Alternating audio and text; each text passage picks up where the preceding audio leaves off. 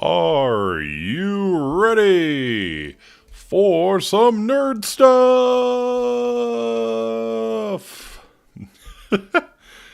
I figure if that doesn't absolutely peak the mic, we'll probably be okay.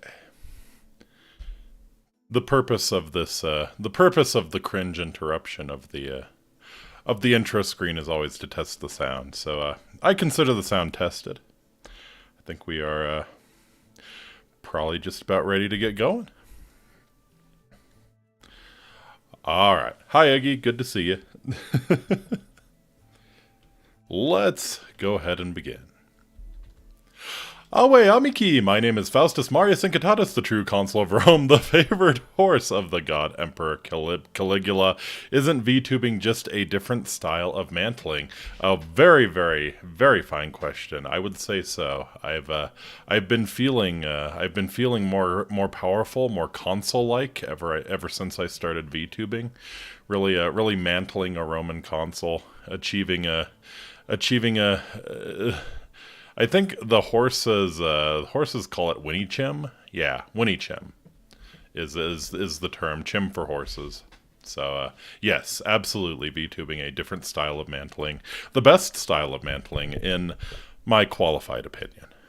How's everybody doing tonight? Hope your weekend's been fantastic. My day's been a little odd. I've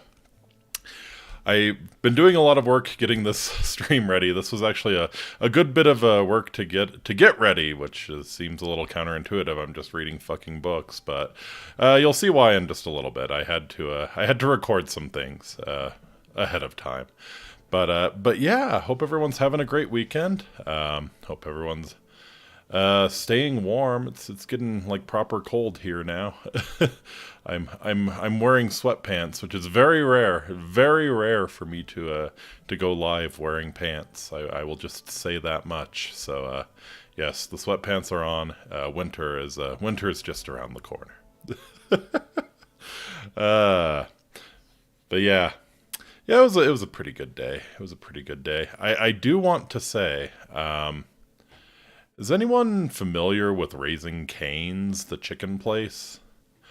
I'm fairly sure it's quite possibly the most overrated chain restaurant in America. A lot of people really freaking love Raising Cane's, and I went today, and I was not a fan last time I tried it. I thought it was just underwhelming. I will not hear this blasphemy. Yeah. No, man. Maybe the management here just sucks. Maybe they have different suppliers that don't get the tastier chicken, but yeah, I would have been better off just going to the grocery store, buying some tendies for myself, I think, and air frying them up. Yeah. It was yeah. The sweet tea is OP, the chicken is alright. Maybe that was my problem. I haven't tried the sweet tea. But yeah, the chicken was extremely underwhelming, and it always is. It's very flavorless. It's not terribly tender. There were a few really chewy bites. So yeah, that's your video review of the week. Yeah, I went to Raising Cane's today, and I was reminded why I don't go to Raising Cane's. Maybe it's just the franchise owners where I am. Maybe they just kind of suck, because yeah, a lot of people love that restaurant, but I've never ever been impressed, at all. So yeah, could just be bad management. We'll be diplomatic and say that it's maybe an issue of bad management in my area. Culinary console reviews when? Probably when I eat 100 Dino Nuggies, which is coming up. I think that's a nice Christmas stream, especially because I get Christmas break off from working in the schools. So if I'm absolutely just debilitated the next day, it won't necessarily impact my bottom line so much. I wouldn't have been able to work anyways. So yeah, probably Dino Nuggies over Christmas break. Getting nice and festive with it.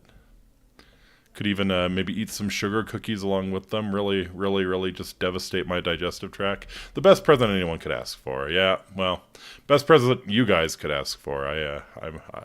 We'll see. We'll see how I'm feeling about that particular gigantic platter of Dino Nuggies under the Christmas tree.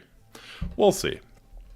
So, tonight's going to be a little bit of a different one. Tonight, going to be reading some Elder Scrolls books, some of my favorite Elder Scrolls books. And, I think it's like a common joke. Like, there's all these books in the Elder Scrolls games. Nobody actually freaking reads them. They just, there are certain ones that give you level ups in skills, and those are the only ones you care about. But if you actually take the time, if you're a big enough nerd, if you're bored enough to actually read some of these books, a lot of them pretty damn cool. So I'm going to share some of my favorite ones with you guys tonight and maybe go into the lore a little bit. How's it going, Sal? Good to see you. So yeah, let's go ahead and hop in, and I'll kind of show you guys what I've been what I needed to pre-record here. Okay, so yeah, you can see up in the top left there, I've got what I'm reading, and gonna start. You're gonna start. There it is. Okay, so yeah, I played a couple hours of Morrowind and recorded myself doing it. So that's gonna be the B-roll. Let me know if it's overpowering my voice. It shouldn't. I have it down pretty low. In fact, let me know if you can't hear it at all. Help me with the balance, because it's hard to do this.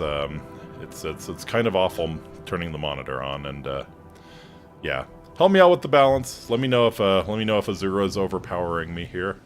She has a tendency to do that to people, but yeah. So yeah, going to be playing some Morrowind in the background and just enjoying some Elder Scrolls books. Maybe just a touch lower. Okay. The intro is also very loud. Like I said, Azura tends to overpower people. But yeah, we'll go a touch lower. Wake up. Okie dokie. So, Wake up. as the little box in the top left says, we're going to be starting off with the Annotated Annuad, which is basically the creation myth. No better place to start than the beginning, right? So yes, this is the creation myth for the Elder Scrolls universe. So, let me take a little sip here. All right. The first ones were brothers, Anu and Padme. They came into the void, and time began. As Anu and Padme wandered the void, the interplay of light and darkness created Nur. Both Anu and Padme were amazed and delighted with her appearance, but she loved Anu, and Padme retreated from them in bitterness. Nyr became pregnant, but before she gave birth, Padme returned, professing his love for Nyr. She told him that she loved only Anu, and Padme beat her in rage. Anu returned, fought Padme, and cast him outside time. Nyr gave birth to creation, but died from her injuries soon after. Anu, grieving, hid himself in the sun and slept.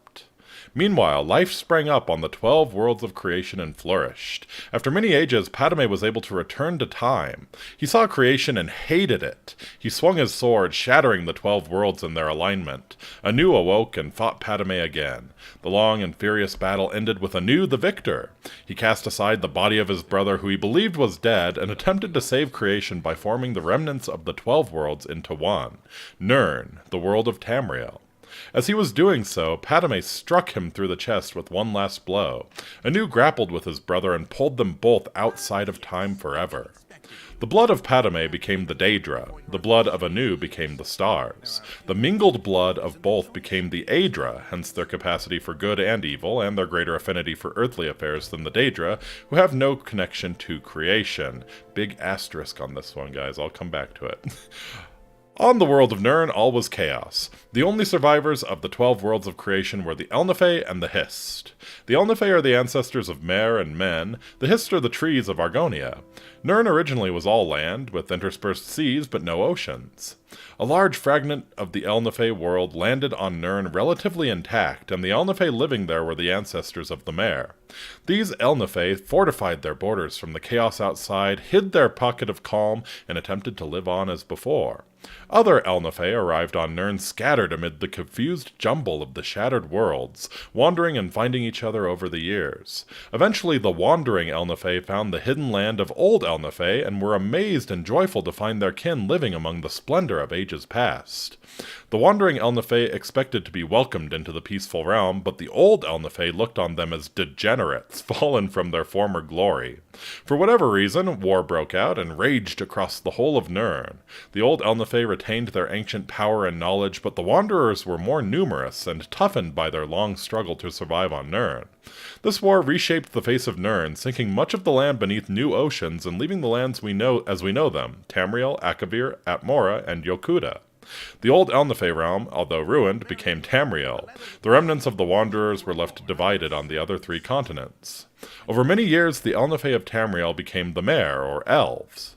The Dwemer, the Deep Ones, sometimes called Dwarves, the Chimere, the Changed Ones, who later became the Dunmer, the Dark or Cursed Ones, the Dark Elves, the Bosmer, the Green or Forest Ones, the Wood Elves, and the Altmer, the Elder or High Ones, the High Elves. On the other continents, the Wandering Elnathay became the Men, the Nords of Atmora, the Redguards of Yokuda, and the Sasi of Akavir. The Hist were bystanders in the Elnathay War, but most of their realm was destroyed as the war passed over it. A small corner of it survived to become Blackmarsh in Tamriel, but most of their realm was sunk beneath the sea. Eventually, men returned to Tamriel. The Nords were the first, colonizing the northern coast of Tamriel before recorded history, led by the legendary Ysgramor. The 13th of his line, King Harald, was the first to appear in written history, and so the mythic era ended. So yeah, that's the creation myth and kind of the background behind the world as it is in the Elder Scrolls. So the big difference between men and elves is that all the elves are descended from the old Elnathay, who were on their original home planet still when it got smashed into the other 11. Away, good to see you, Yini. Yeah, the other Elnathay, the ones who got scattered all over the crazy the crazy 12 accretions of worlds, they ended up becoming the men. So that's the difference between the men and the elves, and yeah, kind of getting back to Anu and Padme. I'm pretty sure. Well, obviously, like Anu and Padme draws on a lot of traditions. I'm pretty sure. Anu and Padme mostly inspired by Egyptian cosmology, though. Anu and Padme kind of Set and Osiris, I would say. Doesn't really work completely, because like Anu and Padme are they're not really gods, they're sort of like primordial forces, right? Anu is light and order, Padme is dark and chaos, and like the interplay between them creates Nur, who's like actual life. So yeah. But yeah, the whole idea of like this gigantic battle between Anu and Padme at the end, it's very much set in Osiris. So yeah, this is Elder Scrolls lore draws a lot on Egyptian lore. So it draws a lot on a lot of things, but yeah, the whole idea. Hopefully, not all of Osiris and Set. Yeah. Well. You know, they never did find all of Osiris, did they? Sands of Fate taught me of Egyptian lore as well. Wonderful. Yep. Yeah, they never did find all of Osiris, and that's why the Nile's so fertile. Because they didn't find a specific part, and it landed in the Nile, and yep. All right, so kind of building off of that, we're going to do a little bit more background, kind of talk a bit more about how and why the elves and men are different. And this really kind of gets into, this really kind of provides context for Skyrim and why the Thalmor are such bastards in Skyrim, because they buy very much into this. There's a fundamental ideological disagreement between men and elves, and it's been that way for, well, the entire Elder Scrolls series, pretty much, the entire recorded history. So up next, we are going to read... Change it up here. The Monomyth. So this goes into a little bit more of what happened with the gods, because it wasn't just Anu and Padme. There were a lot of gods before men came onto the stage. So this is going to go a little bit more into the gods and how Tamriel was actually created. The Virgin Knife here refers to the Giga Chad well-endowed Nord. Yep. Even Dagother kind of secretly wishes Nerevar comes back as a Nord. a Nord twunk. Or maybe a mysterious Redguard. Alright, so yes, the monomyth. In Mundus, conflict and disparity are what bring change, and change is the most sacred of the 11 forces. Change is the force without focus or origin. Ognathir, Teherete, Order of the Sigics. Simply put, the schism in the human Aldmeri worldview is the mortal's relationship to the divine. Humans take the humble path that they were created by the immortal forces, while the Aldmer claim descent from them. It doesn't seem like much, but it is a distinction that colors the rest of their diverging mythologies. All Tamrielic religions begin the same. Man or mare, things begin with the dualism of Anu and his other. These twin forces go by many names. Anu Padme, Anuiel, Sithis, Akel, Satakek, Akel, is, and is not. Anuiel is the everlasting ineffable light. Sithis is the corrupting inexpressible action. In the middle is the grey maybe, Nirn in the Elnifex. In most cultures, Anuiel is honored for his part of the interplay that creates the world, but Sithis is held in highest esteem, because he's the one that causes the reaction. Sithis is thus the original creator, an entity who intrinsically causes change without design. Even the Hist acknowledge this being. Anuiel is also perceived of as order, opposed to the Sithis chaos. Perhaps it's easier for mortals to envision change than perfect stasis, for often Anuiel is relegated to the mythic background of Sithis' fantasies. In Yokudan folktales, which are among the most vivid in the world, Satak is only referred to a handful of times, as the Hum. He is a force so prevalent as to not be really there at all. In any case, from these two beings sprang the Etada, or the original spirits.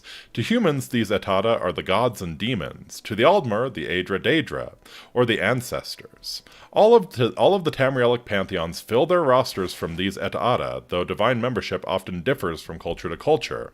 Like Anu and Padme, though, every one of these pantheons contains the archetypes of the dragon god and the missing god. Buenas tardes, amigos! The Dragon God and the Missing God. The Dragon God is always related to time and is universally revered as the first god. He's often called Akatosh, for whose perch from eternity allowed the day. He is the central god of the Cyrodiilic Empire. The Missing God is always related to the mortal plane and is a key figure in the human Aldmeri schism.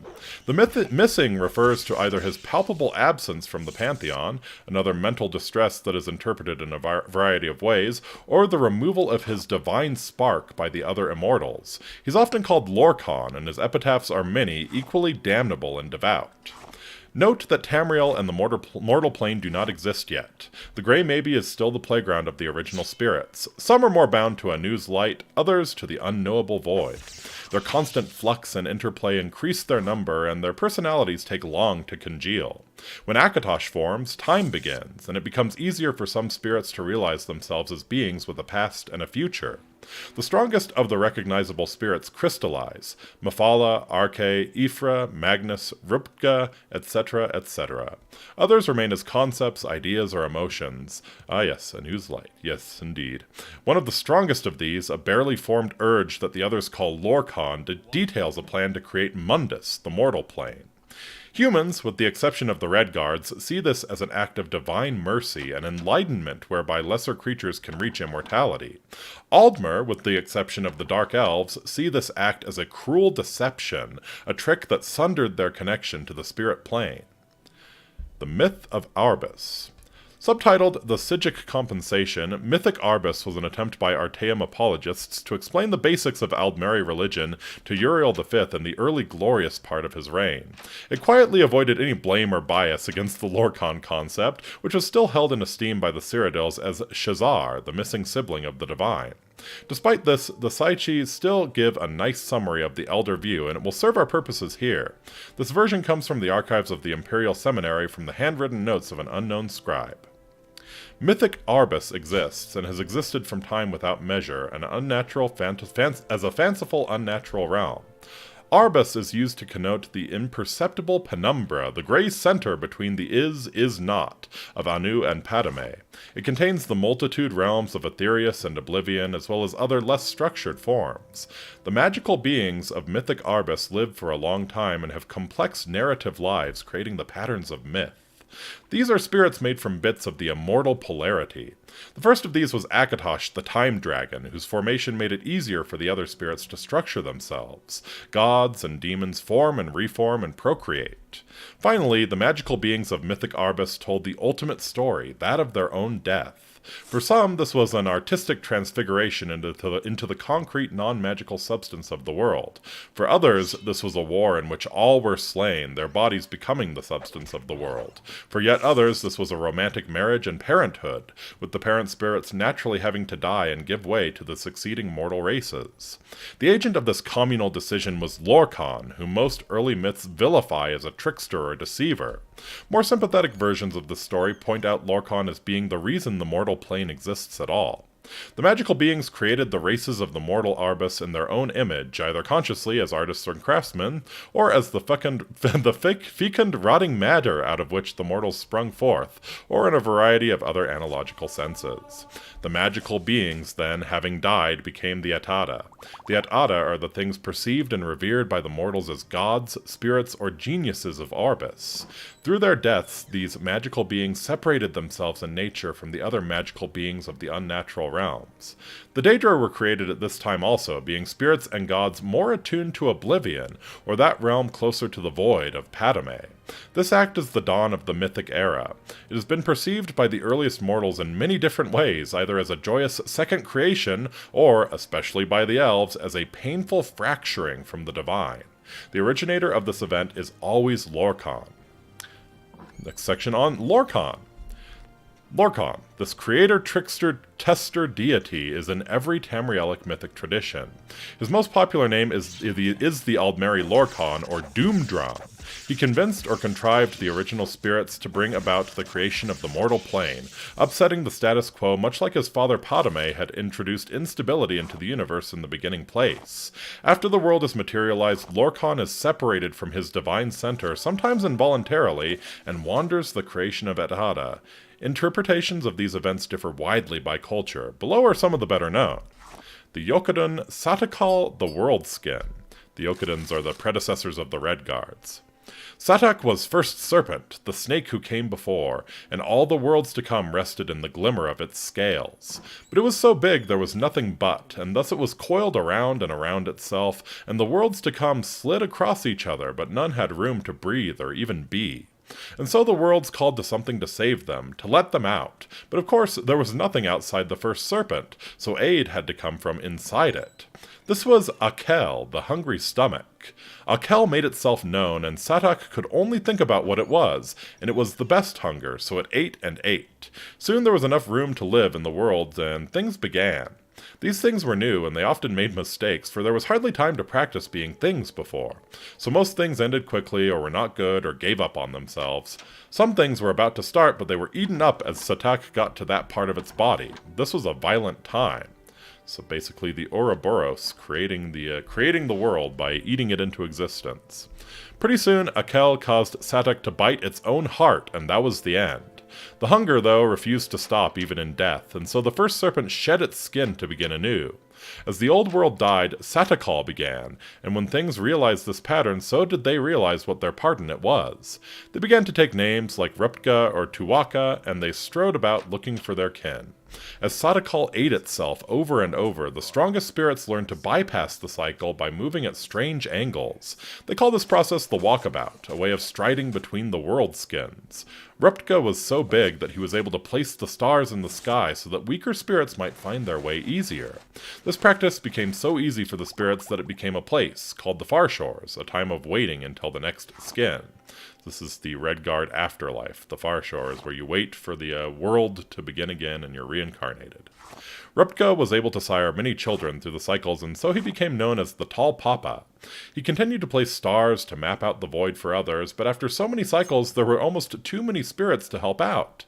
He made himself a helper from the detritus of past skins, and this was Sep, or Second Serpent. Sep had much of the hungry stomach still left in him, multiple hungers from multiple skins. He was so hungry he could not think straight. Sometimes he would just eat the spirits he was supposed to help, but Tall Papa would always reach in and take them back out. Finally, tired of helping Tall Papa, Sep went and gathered the rest of the old skins and balled them up, tricking spirits to help him, promising them this was how you reached the new world, by making one out of the old. These spirits loved this way of living, as it was easier. No more jumping from place to place. Many spirits joined in, believing this was good thinking. Tall Papa just shook his head. Pretty soon, the spirits on the skin ball started to die, because they were very far from the real world of Satakal. They found that it was too far to jump into the far shores now. The spirits that were left pleaded with Tall Papa to take them back, but Grim Rupka would not, and he told the spirits that they must learn new ways to follow the stars to the far shores now. If they could not, then they must live on through their children, which was not the same as before. Sep, however, needed more punishment, and so Tall Papa squashed the snake with a big stick. The hunger fell out of Sep's dead mouth and was the only thing left of the Second Serpent. While the rest of the world was allowed to strive back to godhood, Sep could only slink around in a dead skin or swim about in the sky, a hungry void that jealously tried to eat the stars. I love just the line, the very mythic, the very epic conclusion of the conflict between Sep and Rupka. The Tall Papa squashed the snake with a big stick. Just take the ugly stick, beat the hell out of that snake. So, moving on to the Cyrodiilic Shazar's song.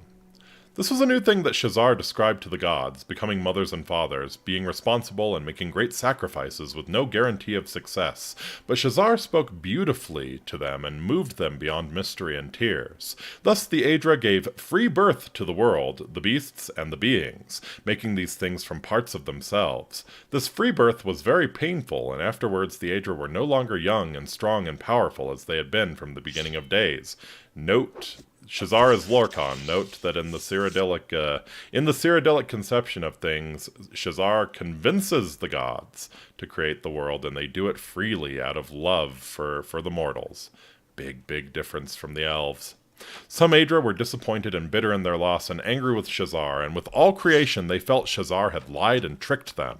These Aedra, the gods of the Altmer, led by Auriel, were disgusted by their enfeebled selves and by what they had created. Everything is spoiled for now and for all time, and the most we can do is teach the elven races to suffer nobly, with dignity, and chastise ourselves for our folly, and avenge ourselves upon Shazar and his allies. Thus are the gods of the elves dark and brooding, and thus are the elves ever dissatisfied with mortality, and always proud and stoic despite the harshness of this cruel and indifferent world. Other Aedra looked upon creation and were well pleased. These Aedra, the god of men and beast folk, led by Akatosh, praised and cherished their wards, the mortal races. We have suffered and are diminished for all time, but the mortal world we have made is glorious, filling our hearts and spirits with hope. Let us teach the mortal races to live well, to cherish beauty and honor, and to love one another as we love them. Thus are the gods of men tender and patient, and thus are men and beast folk great in heart for joy or suffering, and ambitious for greater wisdom and a better world. Now, when the Daedra lords heard Shazar, they mocked him and the other Aedra. Cut parts of ourselves off and lose them forever? That's stupid. You'll be sorry. We are far smarter than you, for we will create a new world out of ourselves, but we will not cut it off or let it mock us. We will make this world within ourselves, forever ours and under our complete control.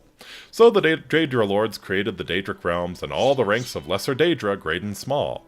And for the most part, the Daedra lords were well pleased with this arrangement, for they always had worshippers and servants and playthings close to hand. But at the same time, they sometimes looked with envy upon the mortal realms, for though mortals were foul and feeble and contemptible, their passions and ambitions were also far more surprising and entertaining than the antics of the lesser Daedra. Thus do the Daedra lords court and seduce certain amusing specimens of the mortal races, races, especially the passionate and powerful. It gives the Daedra Lords special pleasure to steal away from Shazar and the Aedra the greatest and most ambitious mortals. Not only are you fools to mutilate yourselves, gloat the Daedra Lords, but you cannot even keep the best pieces, which prefer the glory and power of the Daedra Lords to the feeble vulgarity of the mush-minded Aedra.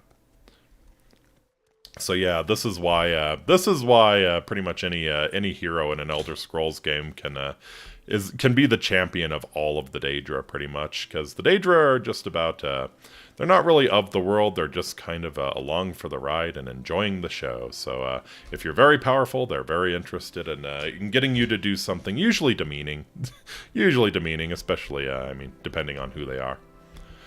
But you know the ones. And you know how to do the fishy stick. Alright, so moving on to the Altmeri Heart of the World.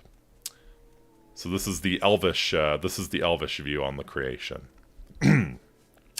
Anu encompassed and encompasses all things, so that he might know himself he created Anuiel, his soul, and the soul of all things. Anuiel, as all souls, was given to self-reflection, and for this he needed to differentiate between his forms, attributes, and intellects. Thus was born Sithis, who was the sum of all the limitations Anuiel would utilize to ponder himself. Anuiel, who was the soul of all things, therefore became many things, and this interplay was and is the Arbus.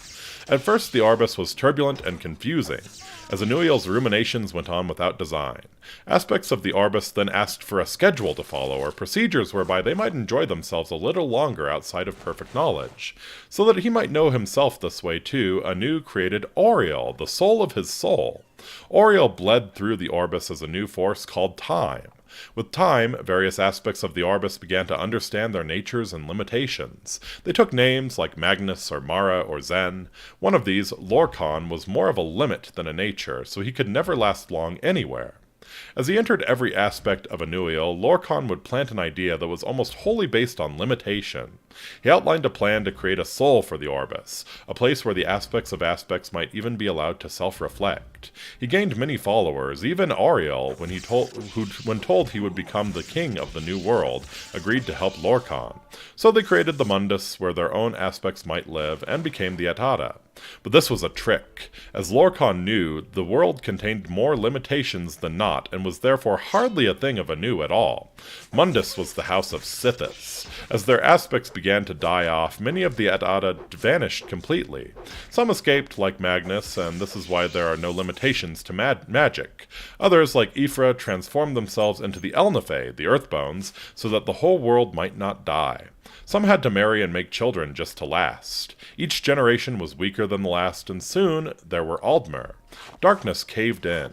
Lorcan made armies out of the weakest souls and named them men, and they brought Sithis into every quarter. Those awful, awful men. Auriel pleaded with Anu to take them back, but he had already filled their places with something else. But his soul was gentler and granted Auriel his bow and shield so that he might save the Aldmer from the hordes of men. Some had already fallen, like the Chimer, who listened to tainted Etata, and others, like the Bosmer, had soiled Time's line by taking mannish wives. Auriel could not save Altmora, the Elderwood, and it was lost to men. They were chased south and east to Old Elnathe, and Lorcan was close behind. He shattered that land into many. Finally, Trinimac, Auriel's greatest knight, knocked Lorcan down in front of his army and reached in with more than hands to take his heart. He was undone. The men dragged Lorcan's body away and swore blood vengeance on the heirs of Auriel for all time. But when Trinimac and Auriel tried to destroy the heart of Lorcan, it laughed at them. It said, "This heart is the heart of the world, for one was made to satisfy the other." So Auriel fastened the thing to an arrow and let it fly long into the sea, where no aspect of the new world may ever find it. And that is the Monomyth. So, the Monomyth is probably the most important book on the cosmology in the Elder Scrolls, because it describes the two kind of three approaches to how the world in the Elder Scrolls really works. And as you can see, the main difference is kind of how you view Lorcan. Was Lorcan a kind of a cool dude who got all of the other gods to come together, create the Mundus, or was Lorcan kind of a bastard who made the Mundus as a trick to steal the powers of the other gods and take away their precious divinity and create these mortal monstrosities. So, if you believe the former, you align with the men. If you believe the latter, you align with the elves. And this is very much what's motivating the Thalmor to be such bastards to the Empire of Man. And yeah, it's why the Thalmor are awful in Skyrim, pretty much. There's more to it than that, but yeah, pretty much. They're also trying to the Thalmor are also trying to bring about the end of the world. Like, the idea is if they destroy the world, then everything will reset and they'll become divine spirits again. Is their thought. So yeah, that's kind of why the Altmer, or sorry, not all the Altmer, just the Thalmor are such bastards in Skyrim, and in all of the games. Let's not kid around. All of the Altmer are always bastards. So yeah, that's kind of the main backbone of the cosmology in the Elder Scrolls. So I wanted to start with this. I wanted to kind of get a little introduction to the cosmology, how the world is, and now we're gonna get into some of my favorite stories. So there will be a little bit more world building from. I can talk. I swear I can talk. Yeah, but from this point on, it's gonna be mostly stories. So sit back, relax, and enjoy. I'm going to enjoy that water. Oh, goodness. Alright. So, our first story is kind of going into a little bit more of the Daedra, and how the Daedra think and how the Daedra work. And it's also a great introduction to, I think, the genre of books in the Elder Scrolls, like stories. They usually have a lot of the elements in this book. So I'll kind of talk about it, but yeah. Yeah, most of the books in the Elder Scrolls kind of follow a similar plot to this. There's usually a twist. What a twist. And this one's one of the best ones. I love it. Alright, so we are now reading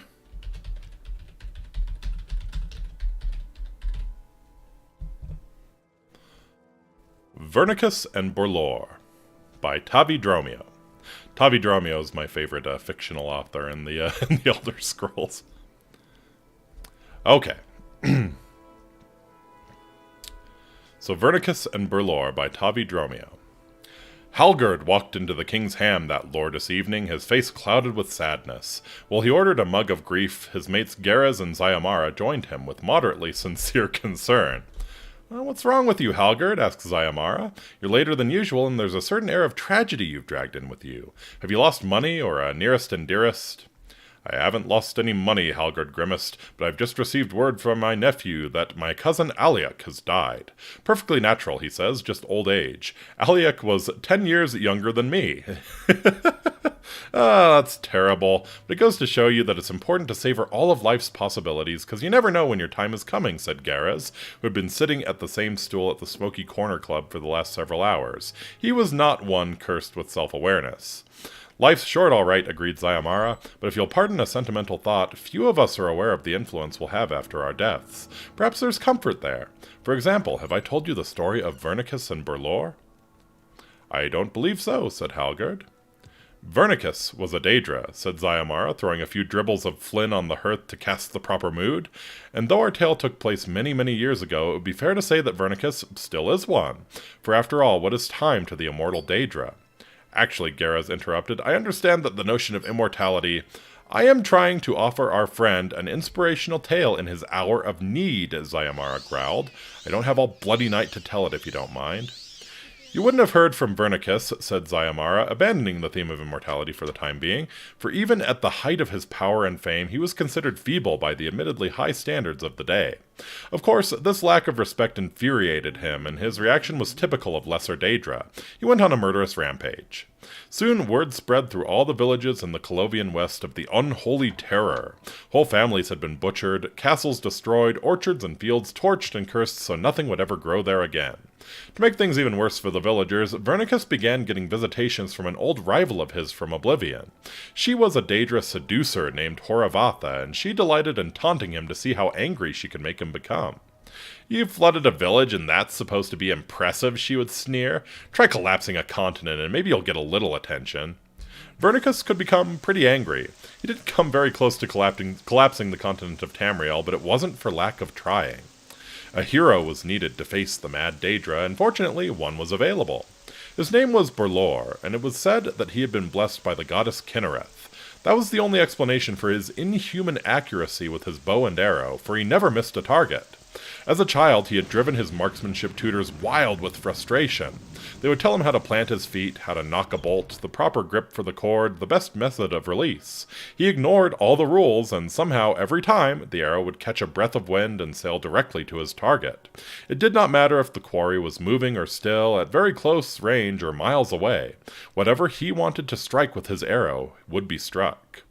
Berlor answered the call when one of the village mayors begged him for help. Unfortunately, he was not as great a horseman as he was an archer. As he rode through the forest towards the mayor's town, a place called Evensicon, Vernacus was already murdering everyone there. Horavatha watched and stifled back a yawn. Murdering a small-town mayor isn't going to put you in famous company, you know. What you need is a great champion to defeat, someone like Ysgramor or Pelinal Whitestrake, or, she stared at the figure emerging from the forest, that fellow! Who's he? Growled Vernicus between bites of the mayor's quivering body. The greatest archer in Tamriel. He's never missed. Berlor had his bow strung and was pointing it at the Daedra. For a moment, Vernicus felt like laughing. The fellow was not even aiming straight, but he had a well-honed sense of self-preservation.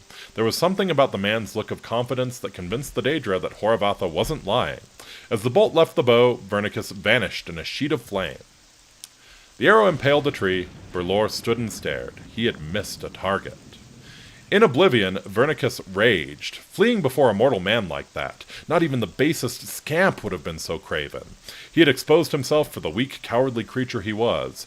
As he considered what steps to take to salvage the situation, he found himself face to face with the most fearsome of the Daedra princes, Molag Bal. "I never thought anything much of you, Vernicus," the giant boomed, "but you have more than proven your worth.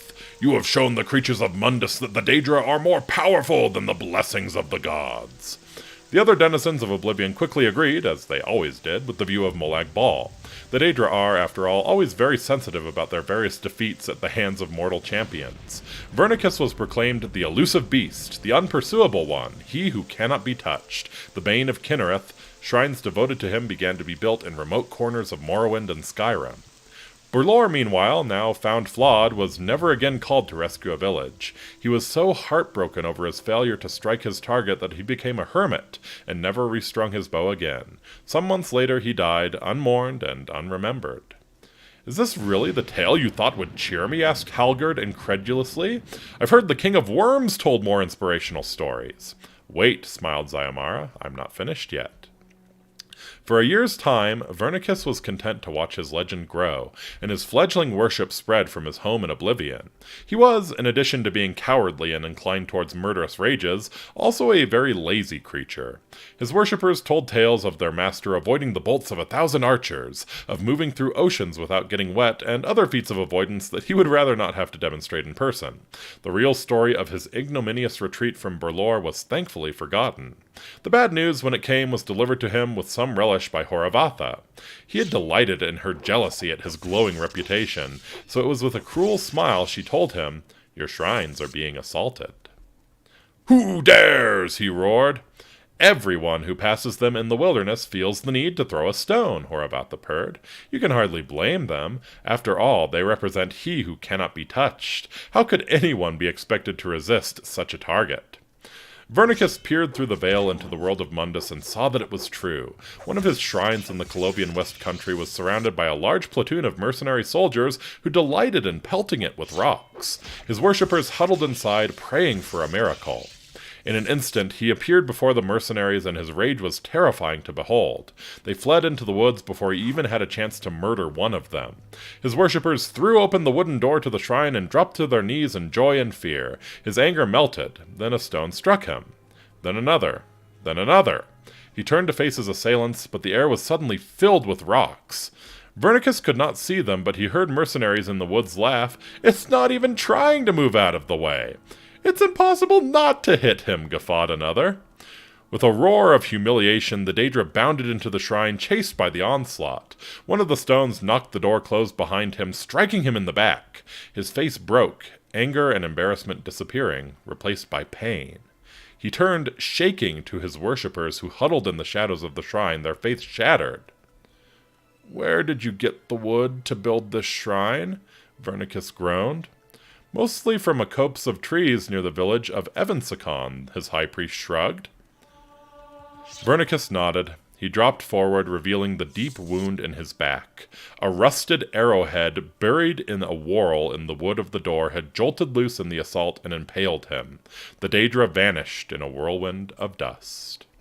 The shrines were abandoned shortly thereafter, though Vernicus did have a brief resurgence as the patron spirit of limitations and impotence before fading from memory altogether.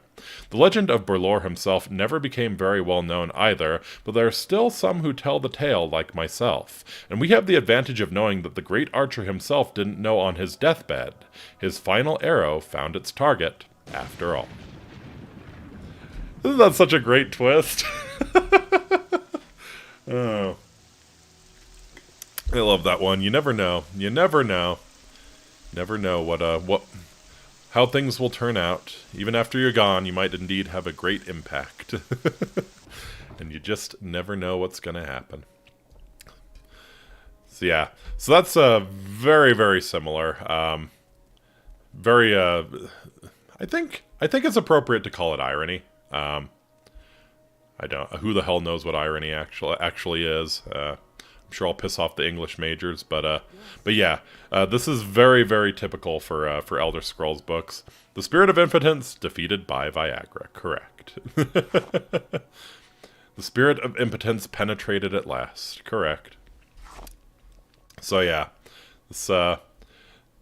the irony of him getting impaled by the arrowhead that was stuck in the tree for many years, and just the whole notion of prophecy and fate. That was pretty much the main theme of Morrowind. So a lot of the books that got introduced in Morrowind sort of have a take on it. So yeah, you'll notice that there is a lot of fate, there is a lot of prophecy, and it's usually pretty ironic and often hilarious. So we're going to switch up now and head north to the Nords to Solstheim, which was in Morrowind and Skyrim. There's the Blood Moon expansion in Morrowind, and then the what's it called? Dragonborn expansion in Skyrim. You get to check out Solstheim. This is a traditional tale from Solstheim, and anybody who's played either of the games will be very familiar with it. In Morrowind, you had to read this story, and you had to kind of figure out, because you had to go to the 5 pillars, and you had to figure out where they are by reading the story. So it was kind of a pain in the ass. I remember having a lot of trouble with it as a kid. Of course, Skyrim held your hand a lot more, and pretty much just showed you where the pillars are. And I think Morrowind gave you a hand-drawn map as well, but yeah, they didn't give you a whole lot of help. So this is a myth from Solstheim, very Nordic themed. So it's called The Story of Avar Stonesinger. Sit quietly, child, and listen, for the story I tell you is a story of the ages. But what is it, grandfather? Is it a story of heroes and beasts? The grandfather looked patiently at the child. He was growing into a fine boy. Soon he would see the value in the stories, the lessons that were taught to each generation. Just listen, child. Let the story take root in your heart. In a time before now, long before now, when the Skall were new, there was peace in the land. The sun was hot, and the crops grew long, and the people were happy in the peace that the Allmaker provided. But the Skall grew complacent and lazy, and they took for granted the lands and all the gifts the Allmaker had given them. They forgot or chose not to remember that the adversary is always watching, and that he delights in tormenting the Allmaker and his chosen people. And so it was that the adversary came to be among the Skall. The adversary has many aspects. He appears to the unholy beasts and the incurable plague. At the end of seasons we will know him as Thartag, the World Devourer, but in these ages he came to be known as the Greedy Man. The Greedy Man, for that is what we call him, for to speak his name would certainly bring ruin on the people, lived among the Skall for many months. Perhaps he was once just a man, but when the adversary entered into him, he became the Greedy Man, and that is how he's remembered. It came to be one day that the powers of the skull left them. The strength left the arms of the warriors, and the shaman could no longer summon the beasts to their side. The elders thought that surely the Allmaker was displeased, and some suggested that the Allmaker had left them forever. It was then that the greedy man appeared to them and spoke. "You of the skull have grown fat and lazy. I have stolen the gifts of your Allmaker. I have stolen the oceans, so you will forever know thirst. I have stolen the lands and the trees and the sun, so your crops will wither and die. I have stolen the beasts, so you will go hungry, and I have stolen the winds, so you will live without the spirit of the Allmaker. And until one of you can reclaim these gifts, the skull will live in misery and despair, for I am the greedy man, and that is my nature." And the greedy man disappeared. The members of the skull spoke for many days and nights. They knew that one of them must retrieve the gifts of the Allmaker, but they could not decide who it should be. "I cannot go," said the elder, "for I must stay to lead the skull, and tell our people what is the law." "I cannot go," said the warrior, "for I must protect the skull. My sword will be needed in case the greedy man reappears." "I cannot go," said the shaman, "for the people need my wisdom. I must read the portents and offer my knowledge." It was then that a young man called Avar lifted his voice. He was strong of arm and fleet of foot, though he was not yet a warrior of the skull. "I will go," said Avar, and the skull laughed. "Hear me out," the boy continued. "I'm not yet a warrior, so my sword will not be needed. I cannot read the portents, so the people will not seek my counsel. And I am young and not yet wise in the ways of the laws. I will retrieve the gifts of the Allmaker from the greedy man. If I cannot, I will not be missed." The skull thought on this briefly and decided to let Avar go. He left the village the next morning to retrieve the gifts. Avar first set out to retrieve the gift of water, so he traveled to the Waterstone. It was there the Allmaker first spoke to him. "Travel west to the sea and follow the swimmer to the waters of life." So Avar walked to the edge of the ocean, and there was the swimmer, a black horker sent from the Allmaker. The swimmer dove into the waters and swam very far and far again. Avar was strong, though, and he swam hard. He followed the swimmer to a cave, swimming deeper and deeper, his lungs burning and his limbs exhausted. At last he found a pocket of air, and there, in the dark, he found the waters of life. Gathering his strength, he took the waters and swam back to the shore. I just realized I never actually changed the title. My bad, one moment.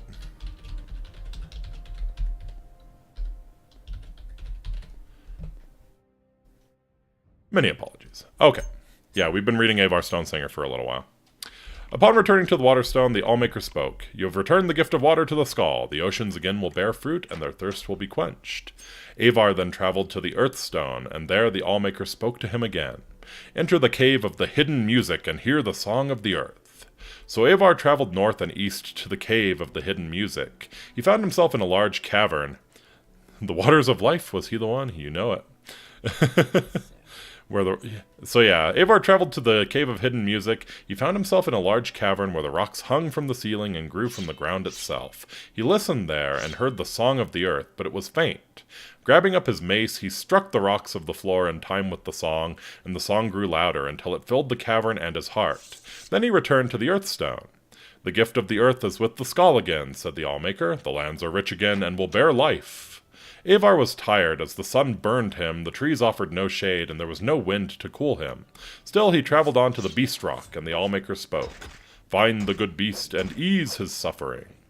Avar traveled through the woods of the Eisenfire for many hours until he heard the cries of a bear from over a hill. As he crested a hill, he saw the bear, a falmer's arrow piercing its neck. He checked the woods for the falmer, for that is what they were, though some say they are not, and finding none, approached the beast. He spoke soothing words and came upon it slowly, saying, "Good beast, I mean you no harm. The Allmaker has sent me to ease your suffering." Hearing these words, the bear ceased his struggles and laid his head at Avar's feet. Avar grasped the arrow and pulled it from the bear's neck. Using a little nature magic he knew, Avar tended the wound, and though it took the last bit of his strength, the bear's wound closed, and Avar slept. When he awoke, the bear stood over him, and the remains of a number of the falmer were strewn about. He knew that the good beast had protected him during the night. He traveled back to the Beast Rock, the bear by his side, and the Allmaker spoke to him again. "You have returned the gift of the beasts. Once again, the good beasts will feed the skull when they are hungry, clothe them when they are cold, and protect them in times of need." Avar's strength had returned, so he traveled on to the Tree Stone, though the good beast did not follow him. When he arrived, the Allfather spoke to him. "The first trees are gone and must be replanted. Find the seed and plant the first tree." Avar traveled again through the Herstang forest, searching for the seeds of the first tree, but he could find none. Then he spoke to the tree spirits, the living trees. They told him that the seeds had been stolen by one of the Falmer, for they are the servants of the adversary, and this Falmer was hiding them deep in the forest, so that none could ever find them. Avar traveled to the deepest part of the forest, where he found the evil Falmer surrounded by lesser tree spirits. Avar could see that the spirits were in his thrall, and he had used the magic of the seeds and spoken their secret name. Avar knew he could not stand against such a force, and that he must retrieve the seeds in secret. Avar reached into his pouch and drew out his flint. Gathering leaves, he started a small fire outside the clearing, where the Falmer and the ensorcelled spirits milled. All the Skull know the spirits' hatred of fires, for the fires ravaged the trees they serve. At once, the nature of the spirits took hold, and they rushed to quell the flames. During the commotion, Avar snuck behind the Falmer and snatched the pouch of seeds, stealing away before the evil being knew they were gone. When Avar returned to the tree stone, he planted the tree in the ground, and the Allmaker spoke to him. "The gift of trees is restored. Once again, the trees and plants will bloom and grow and provide nourishment and shade." Avar was tired, for the sun would only burn and the winds would not yet cool him, but he rested briefly in the shade of the trees. His legs were weary and his eyes heavy, but he continued on, traveling to the sunstone armed spaghetti. Again, the Allmaker spoke. "The gentle warmth of the sun is stolen, so now it only burns. Free the sun from the halls of penumbra." And so Avar walked west, over the frozen lands until he reached the halls of penumbra. The air inside was thick and heavy, and he could see no farther than the end of his arm. Still he felt his way along the walls, though he heard the shuffling of feet and knew that this place held the unholy beasts who would tear through his flesh and eat his bones. For hours he crept along until he saw a faint glow at the far end of the hall. There, from behind a sheet of perfect ice, came a glow so bright he had to shut his eyes, lest they be forever blinded. He plucked the flaming eye from one of the unholy beasts and threw it at the ice with all his might. A small crack appeared in the ice, then grew larger. Slowly the light crept out between the cracks, widening them, splitting the ice wall into pieces. With a deafening crack, the wall crumbled and the light rushed over Avar and through the halls. He heard the shrieks of the unholy beasts as they were blinded and burned. He ran out of the halls, following the light, and collapsed on the ground outside. When he was able to rise again, the sun again warmed him, and he was glad for that. He traveled back to the Sunstone, where the Allmaker spoke to him. "The gift of the sun is the Skulls once again. It will warm them and give them light." Avar had one final gift he had to recover, the gift of the wind, so he traveled to the Windstone, far on the western coast of the island. When he arrived, the Allmaker spoke to him, giving him his final task: find the greedy man and release the wind from its captivity. So Avar wandered the land in search of the greedy man. He looked in the trees, but the greedy man did not hide there. Nor did he hide near the oceans or the deep caves, and the beasts had not seen him in the dark forests. Excuse me. Finally, Avar came to a crooked house, and he knew that here he would find the greedy man. "Who are you," shouted the greedy man, "that you would come to my house?" "I am Avar of the Skull," said Avar. "I am not warrior, shaman, or elder. If I do not return, I will not be missed. But I have returned the oceans and the earth, the trees, the beasts, and the sun, and I will return the winds to my people, so that we may feel the spirit of the Allmaker in our souls again." And with that, he grabbed up the greedy man's bag and tore it open. The winds rushed out with gale force, sweeping the greedy man up and carrying him off far from the island. Avar breathed in the winds and was glad. He walked back to the Windstone, where the Allmaker spoke to him a final time. "You have done well, Avar. You, the least of the Skull, have returned my gifts to them. The greedy man is gone for now, and should not trouble your people again in your lifetime. Your Allmaker is pleased. Go now and live according to your nature." And Avar started back to the Skull village. "And then what happens, grandfather?" "What do you mean, child? He went home." "No, when he returned to the village," the child continued. "Was he made a warrior, or taught the ways of the shaman? Did he lead the Skull in battle?" "I do not know. This is where the story ends," said the grandfather. "But that's not an ending. That's not how stories end." The old man laughed and got up from his chair. "Is it not?" That was the tale of Avar Stonesinger, and I really love this one again because it was integral to a quest in the Blood Moon expansion in Morrowind. So you got this book, you got a map of where the stones were, like the Sunstone, the Windstone, the Beaststone, all of that. You got a map of where the stones were. You had to navigate to them. But then you had to read the book to figure out what the hell you're supposed to do at the stones and where to find it. So yeah, if you notice, the book always tells you the direction that Avar walked from the stones. So yeah, I just have fond memories of this one. I remember it being really frustrating the first time I did it as a kid, but yeah, very fond of it. Has a nice sort of fairy tale vibe to it, and it's got the cool Nord Scandinavian vibe to it as well. The Viking hippies, the skull, gotta love them. So yeah, that was the tale of Avar Stonesinger. Alright, gonna move on now to a play. We're gonna get a little spoopy here. This is The Legend of Crately House. Actually, you know what? Let me do this. Yeah.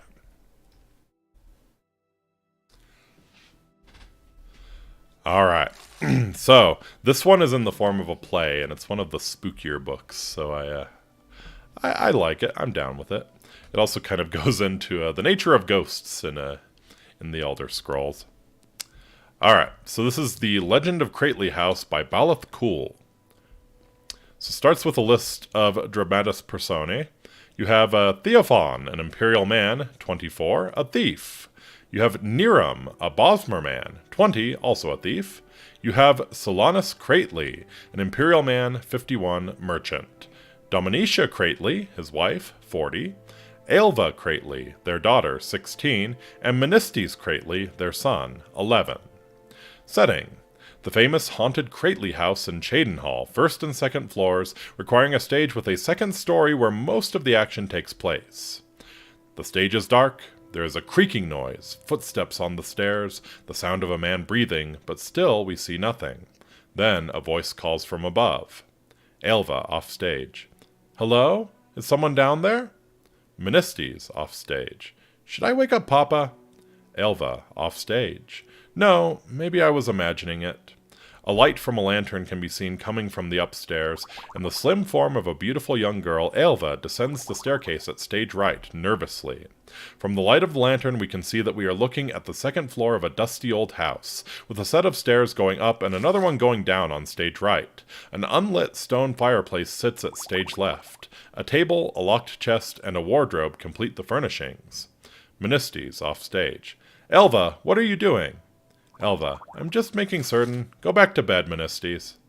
As the girl passes the table, we see a Bosmer, Niram, slide gracefully up from behind and around her field of sight, carefully avoiding the pool of light. She doesn't appear to see him as he creeps closer to her, his footsteps silent on the hard wooden floor. When he is almost on her, there is a sudden crash from down below. This causes the Bosmer to leap away, hiding again behind the table. The girl does not seem to notice the sound, and Niram, peeking out from behind the table, watches her. Menistes, off stage. Found anything?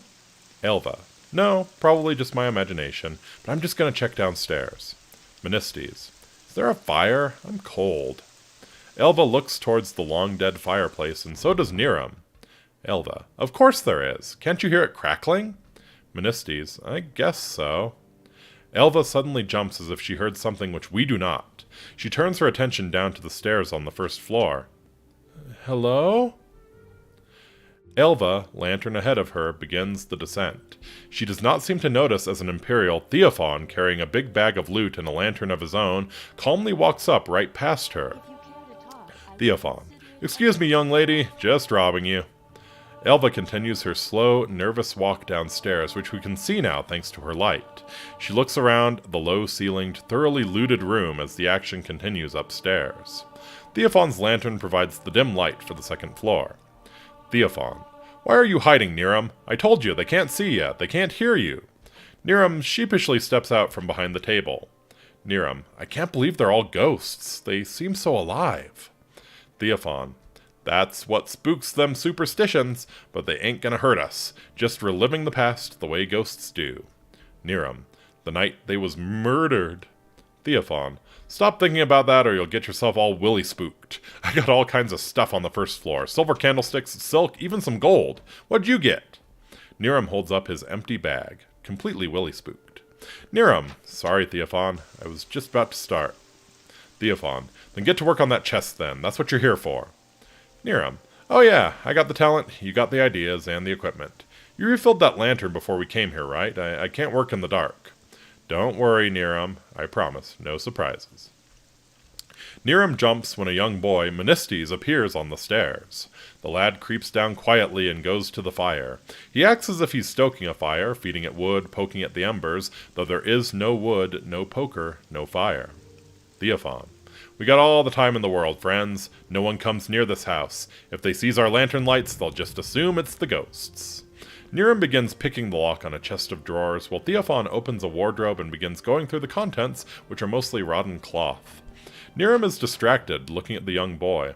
Niram, hey Theophan, how long ago did they die? Theophan, about 5 years ago. Why are you asking? Niram, just making conversation. As they talk, Elva, downstairs, finally having searched the small room, acts as if she's locking the front door. Theophan, didn't I already tell you the story? Niram, no, you just said, hey, I know a place we can burgle where no one's at home except for the ghosts. I thought you was joking. Theophan, no joking, partner.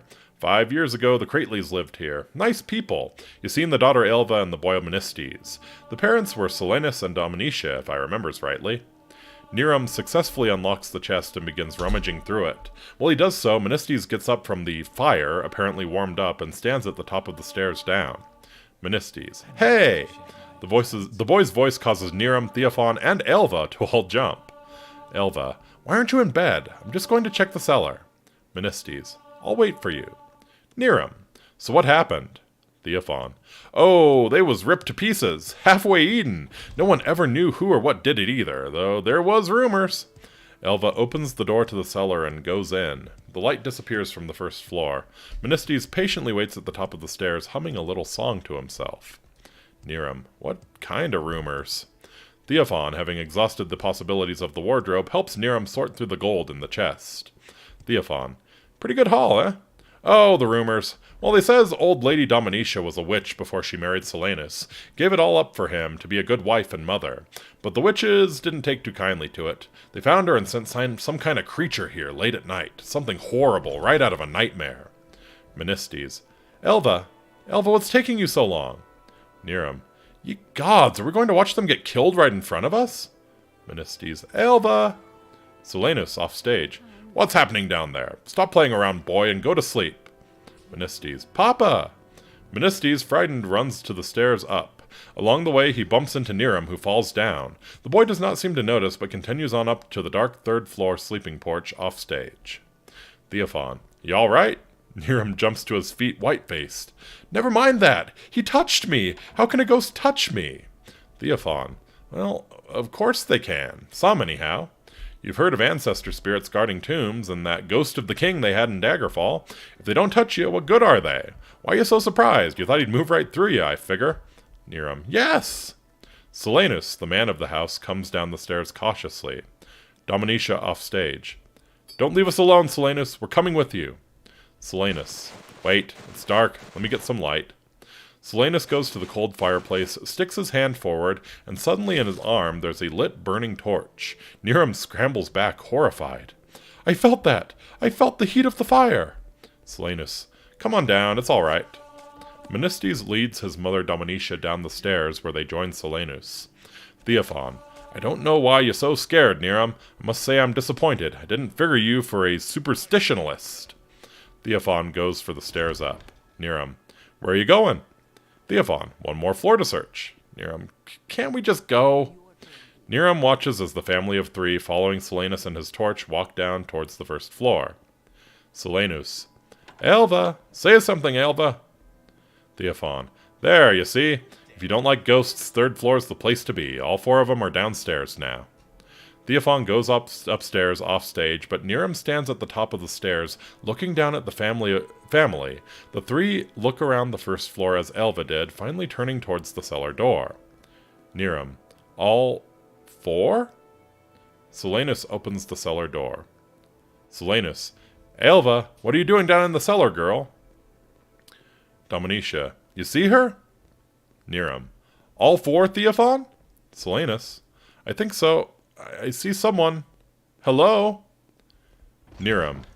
What if there's 5 ghosts, Theophon? Silenus thrusts his torch in through the cellar door, and it is suddenly extinguished. The first floor falls into darkness. Menistes, Dominica, and Silenus scream, but we cannot see what's happening to them. Niram is nearly hysterical, screaming along with them. Theophon runs downstairs from the 3rd floor. Theophon. What is it? Niram. What if there's 5 ghosts? The man, the wife, the girl, the boy? And what killed them? Theophon. And what killed them? Niram. And what if it's a ghost that can touch us too, just like the others? From the darkened 1st floor, there is a creak of a door opening, though we cannot see it. And then there is a heavy, clawed footfall, 1 step at a time, coming towards the stairs. Theophon. Don't get so upset. If it can touch us, what would make you think it would want to? All the others didn't even notice we was here. Theophon's lantern dims slightly. He adjusts it carefully. Niram. Only what if it ain't a ghost, Theophon? What if it's the same creature and it's still alive, and it ain't ate nothing since 5 years ago? The footsteps begin the slow, heavy stomp up the stairs, though whatever it is, we cannot see it. Niram notices the light beginning to dim from the lantern, despite Theophon frantically trying to fix it. Niram. You said you refilled the lamp! The light goes out entirely, and the stage is filled with darkness. Niram. You promised me you refilled the lamp! More footsteps and a horrible, horrible howl. The men scream. The curtain falls. That was The Legend of Crately House. Probably one of my favorite horror-themed books, or plays, I guess. But yes, kind of goes a little bit into how the how ghosts work in the Elder Scrolls. They very much can touch you. They very much can touch you and can hurt you. But oftentimes they are just unless they're. I'd like to see that one as an actual play. I would too. I would really love to see someone do that as an actual play. But yeah, yeah, the ghosts are often just reliving some very traumatic incident. But they can touch you and they can hurt you. But yes, I would absolutely love to see this one as an actual play.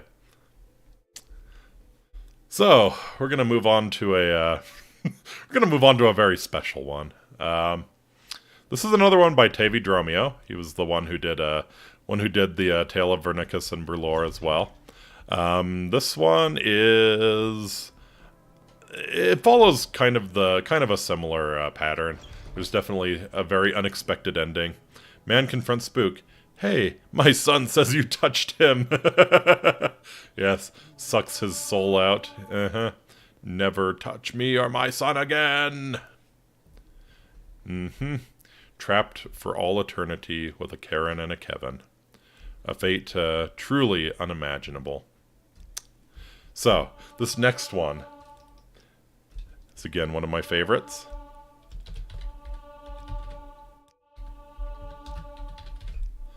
It's called Halgard's Tale. And we met Halgard in the last one by Tavi Dromio. He was the one who was depressed because his relative had died, and then Zayamara told the tale to cheer him up. Because you never know what effect you'll have on the world even after your death. So this is Halgard's Tale. And it starts the same way, with the friends kind of sharing tales at the tavern, and then it turns into the actual tale. I think the greatest warrior who ever lived had to be Vilus Nominus, offered Zayamara. Name one other warrior who conquered more territory. Tiber Septim, obviously, said Halgard. He wasn't a warrior, he was an administrator, a politician, said Garez. And besides, acreage conquered can't be a final means of determining the best warrior. How about skill with a blade? There are other weapons than blades, objected Zayamara. Why not skill with an axe or a bow? Who is the greatest master of all weaponry? I can't think of one greatest master of all weaponry, said Halgard. Balaxes of Ajaniro in Blackmarsh was the greatest wielder of a lance. Ernsa Lervu of the Ashlands is the greatest master of the club I've ever seen. The greatest master of the katana is probably an Akaviri warlord we've never heard of, and as far as archery goes... Pelinal Whitestrake supposedly conquered all of Tamriel by himself, interrupted Zayamara. That was before the First Era, said Garez. It's probably mostly myth, but there are all sorts of great warriors of the modern eras. The Cameron Usurper, the unknown hero who brought together the Staff of Chaos and defeated Jagar Tharn, which is the plot of the first game. We can't declare an unknown champion as the greatest warrior. What about Nandor Barade, the Empress Kataraya's champion, suggested Zayamara. They said he could use any weapon ever invented. But what happened to him, smiled Garez. He was drowned in the Sea of Ghosts because he couldn't get his armor off. Call me overly particular, but I think the greatest warrior in the world should know how to take armor off. It's kinda hard to judge ability to wear armor as a skill, said Zayamara. Either you have basic functionality in a suit of armor, or you don't. That's not true, said Halgard. There are masters in that as well, people who can do things while wearing armor better than we can out of armor. Have you ever heard of Hlalu Passaroth, the king's great-grandfather? Zayamara and Garez admitted they had not.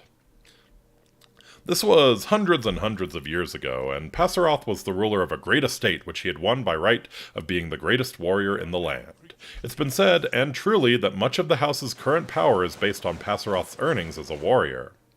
Every week he held games at his castle, pitting his skill against the champions of the neighboring estates, and every week he won something.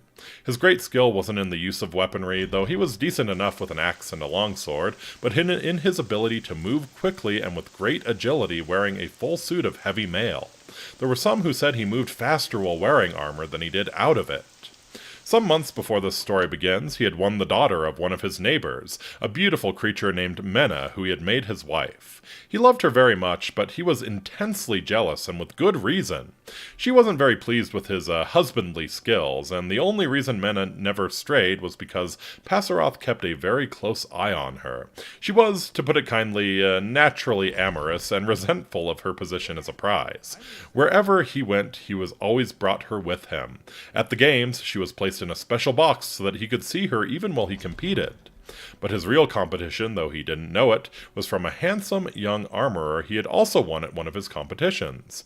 Mena had noticed him, and the armorer, whose name was Terran, had certainly noticed her. This has all the markings of a dirty joke, Halgard, said Zayamara with a smile. I swear that's entirely true, said Halgard. The problem facing the lovers was, of course, that they could never be alone. Perhaps because of this, it became a burning obsession to both of them. Terran decided that the best time for them to consummate their love was during the games. Mena feigned illness so she didn't have to stay in the box, but Passaroth visited the sick room every few minutes between fights, so Terran and Mena could never get together. The sound of Passaroth's armor clunking up the stairs to visit his sick wife gave Terran an idea. He crafted his lord a new suit of armor, strong and bright and beautifully decorated. For his purposes, Terran rubbed the leg joints with Luca dust, so the more he sweated, the more he moved them, the more they'd stick together.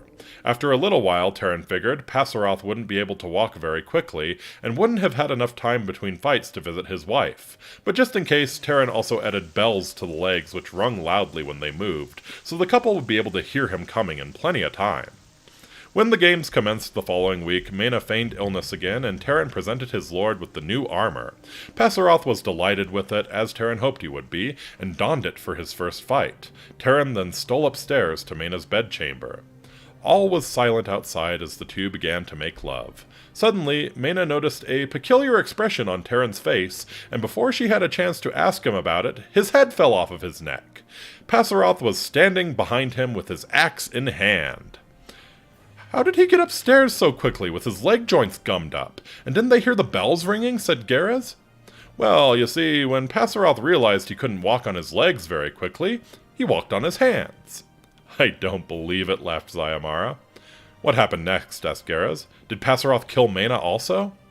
No one knows exactly what happened next, said Halgard.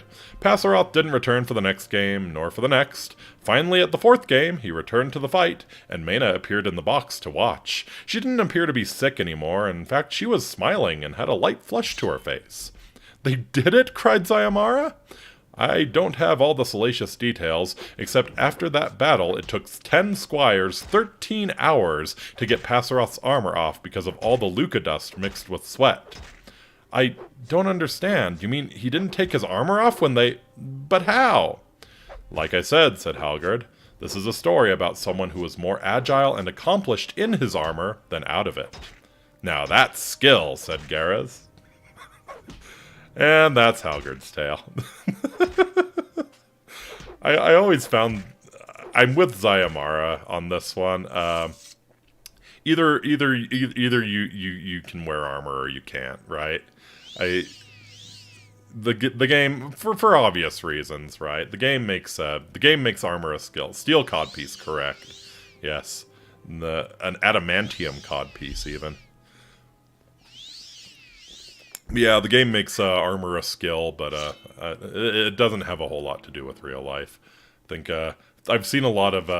I do watch some HEMA people, like the martial arts guys who go around. Daedric codpiece covered in spikes. No, we're not reading the real Baron Zaya. But yeah. Like I've seen plenty of HEMA guys basically just say, yeah, either it's pretty ridiculous to have like armor skill in a video game. It doesn't have a lot to do with real life. Yeah. Either you can wear the armor or you can't. But yeah, that's the story of someone who was better at things in armor than he was normally. Okay, the next one's kind of a long one.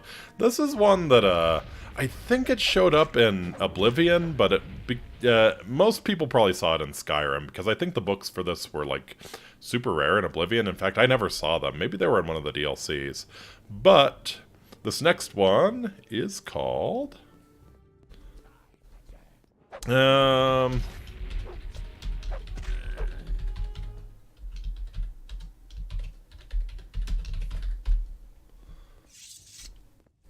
yeah, we'll go with this. So this one is actually broken up into 4 different books, in Skyrim, at least. I think in Oblivion as well. So they're called Beggar, Thief, Warrior, and King. But yes, this is the Adventures of Eslaf Errol. This one's also pretty ridiculous. This feels like Monty Python writing a medieval legend, pretty much. So should be pretty obvious why I enjoy it. So yes, this is the Adventures of Eslaf Errol, and it begins with an author's note. It should be noted that though these books may appear to be a historical account, they are completely fictional, as indicated by the names of the major characters, each of which, when spelled backwards, give a pretty clear indication of the fact. Eslaf Errol is false lore, La Pircopa is apocryphal, Itluaf is faulty, Inop is phony, Lernu is unreal, Suibud is dubious, Lasifrita is artificial, Druzba is absurd, Lakilnu is unlikely, and even the author's name is never spelled backwards. Yeah, it's by Revan. So, it starts off with the first book, Beggar.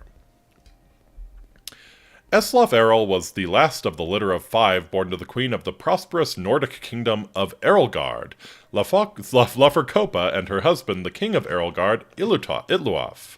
During pregnancy, the queen had been more than twice as wide as she was tall, and the act of delivery took 3 months and 6 days after it had begun. It is perhaps understandable that when Laferkopa elected, upon expelling Eslaf, to frown, say good riddance, and die. Like many Nords, Itluaf did not care very much for his wife, and even less for his children. His subjects were puzzled, therefore, when he announced that he would follow the ancient tradition of his people of Atmora of following his beloved spouse to the grave. They had not thought they were particularly in love, nor were they aware that such a tradition existed. Still, the simple people were grateful, for the little royal drama alleviated their boredom, which was and is a common problem in the more obscure parts of northern Skyrim, particularly in wintertide. He gathered his household staff and his 5 fat, bawling little heirs in front of him, and divided his estate. To his son Inop he gave his title, to his son Lernu he gave his land, to his son Suibud he gave his fortune, and to his daughter Lasifitra he gave his army. Itluaf's advisors had suggested he keep the inheritance together for the good of the kingdom, but Itluaf did not particularly care for his advisors, or the kingdom for that matter. Upon making his announcement, he drew his dagger across his throat. One of the nurses, who was rather shy, finally decided to speak as the king's life ebbed away. "Your Highness, you forgot your 5th child, little Eslaf." "Good," Itluaf groaned. "It is somewhat hard to concentrate with blood gushing from one's throat, after all." The king tried in vain to think of something to bequeath, but there was nothing left. Finally he sputtered irritably, "Eslaf should have taken something then, and died." That a babe but a few days old was expected to demand his rightful inheritance was arguably unfair, but so Eslaf Errol was given his birthright with his father's dying breath. He would have nothing but what he had taken. Since no one else would have him, the shy nurse, whose name was Drusba, took the baby home. It was a decrepit little shack, and over the years that followed it became more and more decrepit. Unable to find work, Drusba sold all of her furnishings to buy food for little Eslaf. By the time he was old enough to walk and talk, she had sold the walls and the roof as well, so they had nothing but a floor to call home. And if you've ever been to Skyrim, you can appreciate that this is scarcely sufficient. Drusba did not tell Eslaf the story of his birth, or that his brother and sister were leading quite nice lives with their inheritance, for as we have said, she was rather shy and found it difficult to broach the subject. She was so painfully shy, in fact, that whenever he asked any questions about where he came from, Drusba would run away. That was more or less her answer to everything, to flee. In order to communicate with her at all, Eslaf learned how to run almost as soon as he could walk.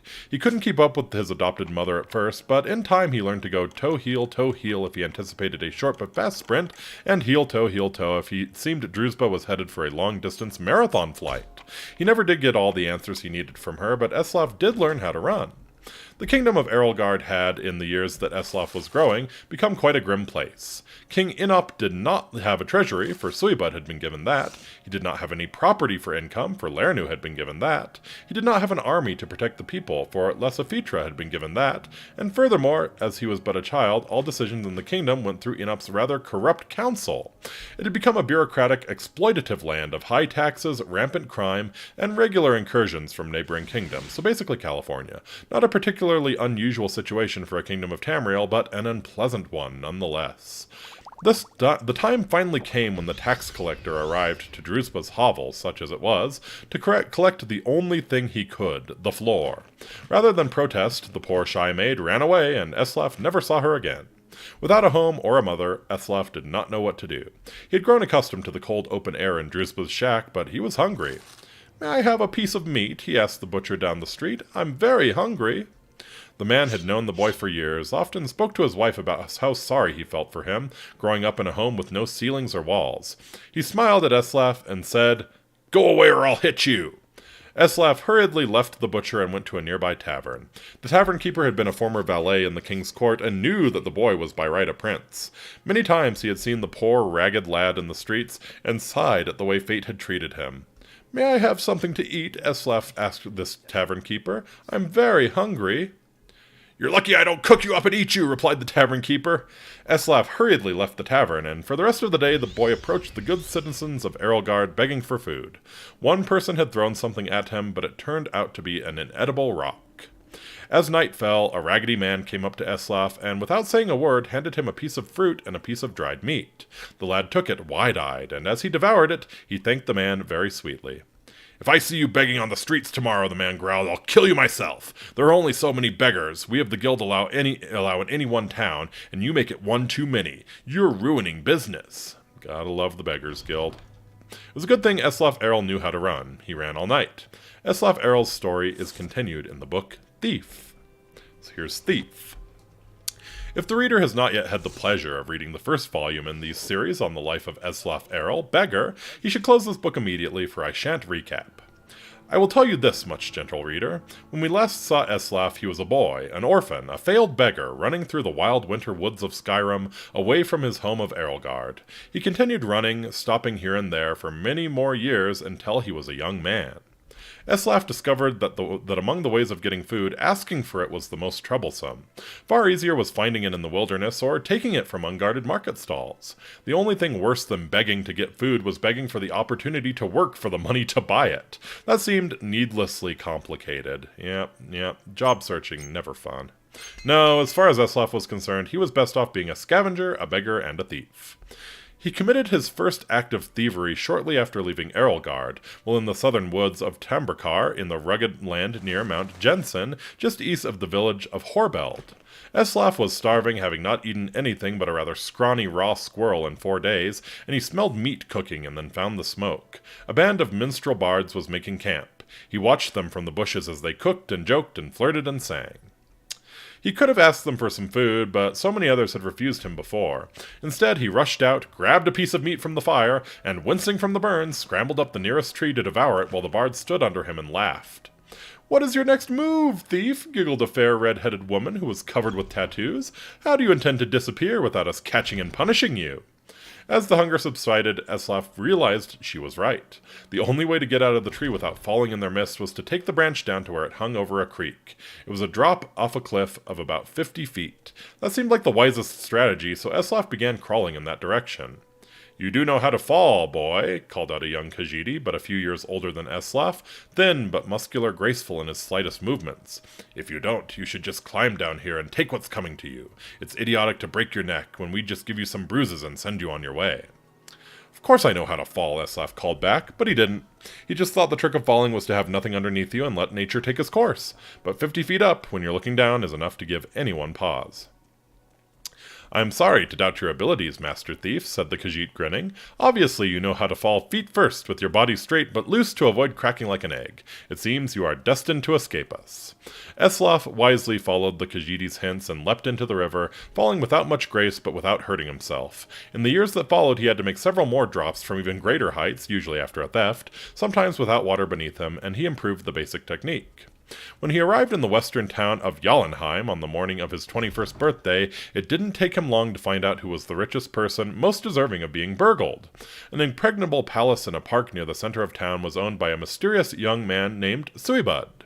Falling's easy, it's landing that's paying correct. Eslaf wasted no time in finding the palace and watching it. A fortified palace, he had come to learn, was like a person, with quirks and habits beneath its hard shell. It was not an old place. Evidently whatever money this Suibud had come into was fairly recent. It was regularly patrolled by guards, implying that the rich man was fearful of being burgled, with good reason. The most distinctive feature of the palace was its tower, rising 100 feet above the stone walls, doubtless giving the occupant a good defensive view. Eslaf guessed that if Suibud was as paranoid as he guessed him to be, the tower would also provide a view of the palace storehouse. The rich man would want to keep an eye on his fortune. That meant that the loot couldn't be directly beneath the tower, but somewhere in the courtyard within the walls. The light in the tower shone all day long, so Eslaf boldly decided that the best time to burgle was by the light of day, when Suibud must sleep. That would be the time the guards would least expect a thief to pounce.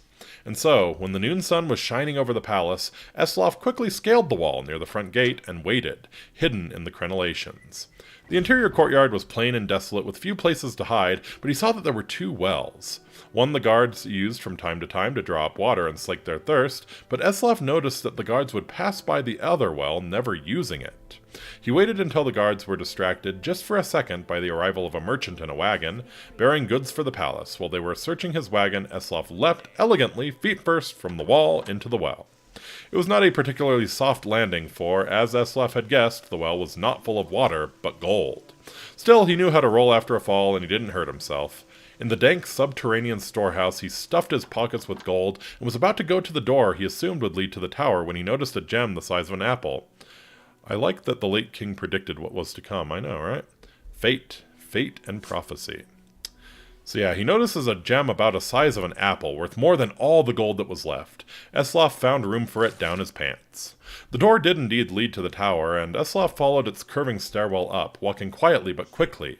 At the top, he found the master of the palace's private quarters, ornate and cold, with invaluable artwork and decorative swords and shields on the walls. Eslaf assumed the snoring lump under the sheets was Suibud, but he didn't investigate too closely. He crept to the windows and looked out. It was going to be a difficult fall, for certain. He needed to jump from the tower, past the walls, and hit the tree on the other side. The tree branches would hurt, and they would break his fall, and there was a pile of hay that he had left under the tree to prevent further injury. Eslaf was about to leap when the Eslaf was about to leap when the occupant of the room woke up with a start, yelling, "My gem!" Eslaf stared at him for a second, wide-eyed. They looked alike, not surprising since they were brothers. Eslaf Errol's story is continued in the book Warrior. And here's Warrior. This is the 3rd book in a 4-book series. If you'd not read the first 2 books, Beggar and Thief, you would be well advised to do so. Suibud Errol did not know much of his past, nor did he care to. As a child he had lived in Errolgard, but the kingdom was very poor and taxes were, as a result, very high. He was too young to manage his abundant inheritance, but his servants, fearing that their master would be ruined, moved him to Jotunheim. No one knew why that location was picked. Some old maid, long dead now, had thought it was a good place to raise a child. No one had a better idea. There may have been children with a more pampered, more spoiled existence than young Suibud, but that is doubtful. As he grew, he understood that he was rich, but he had nothing else. No family, no social position, no security at all. Loyalty, he found out on more than one occasion, cannot truly be bought. Knowing that he had but one asset, his vast fortune, he was determined to protect it and, if possible, increase it. Some otherwise perfectly nice people are greedy, but Suibud was the rare accident of nature or breeding who has no interest in who has no interest but acquiring and hoarding gold. He was willing to do anything to increase his fortune. Most recently, he had begun secretly hiring mercenaries to attack desirable properties and then buying them when no one wanted to live there anymore. The attacks would then, of course, cease, and Suibud would have profitable land which he had purchased for a song. It began small with a few farms, but recently he had begun a more ambitious campaign. In north-central Skyrim, there is an area called the Alto, which is of unique geographical interest. It's a dormant volcanic valley surrounded on all sides by glaciers, so the earth is hot from the volcano, but the constant water drizzle and air is frigid. I'm still upset that the land is called Erelgard. Why? What does that mean? A grape called Jazzbay grows there comfortably, and everywhere else in Tamriel it withers and dies. The strange vineyard is privately owned, and the wine produced from it thus rare and extremely expensive. It's said that the Emperor needs the permission of the Imperial Council to have a glass of it once a year. Read it back... Yeah, Draglore, yeah. Read it backwards like all the other names. Draglore. Yeah. Could be Dragonlore. That would be cooler. Yeah, Draglore is a little, Anyways, yes, the Emperor needs the permission of the Imperial Council to have a glass of it once a year. In order to harass the owner of the Alto into selling his land cheap, Suibud had to hire more than a few mercenaries. He had to hire the finest private army in Skyrim. Suibud did not like spending money, but he had agreed to pay the general of the army, a woman called Lysifrita, a gem the size of an apple.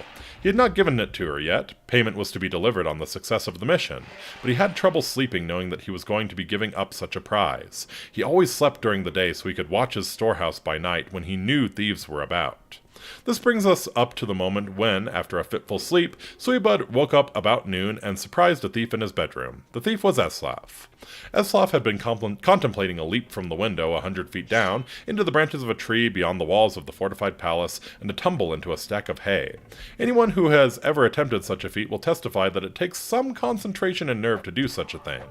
When he saw that the rich man sleeping in the room had awakened, both left him, and Eslaf slipped behind a tall ornamental shield on display to wait for Suibud to go back to sleep. Suibud did not go back to sleep. He had heard nothing, but could feel someone in the room with him. He stood up and began pacing the room. Suibud paced and gradually decided that he was imagining things. No one was there. His fortune was safe and secure. He was returning to his bed when he heard a clunk. Turning around, he saw the gem, the one he was to give to Lysifrita, on the floor by the Atmoran cavalry shield. His hand reached out from behind the shield and grabbed it up. "Thief!" Suibud cried out, grabbing a jeweled Akaviri katana from the wall and lunging at the shield. The fight between Eslaf and Suibud will not go down in the annals of great duels. Suibud did not know how to use a sword, and Eslaf was no expert at blocking with a shield. It was clumsy, it was awkward. Suibud was furious, but was psychologically incapable of using the sword in any way that could damage its fine filigree, reducing its market value. Eslaf kept moving, dragging the shield with him, trying to keep it between him and the blade, which is, after all, the most essential part of any block.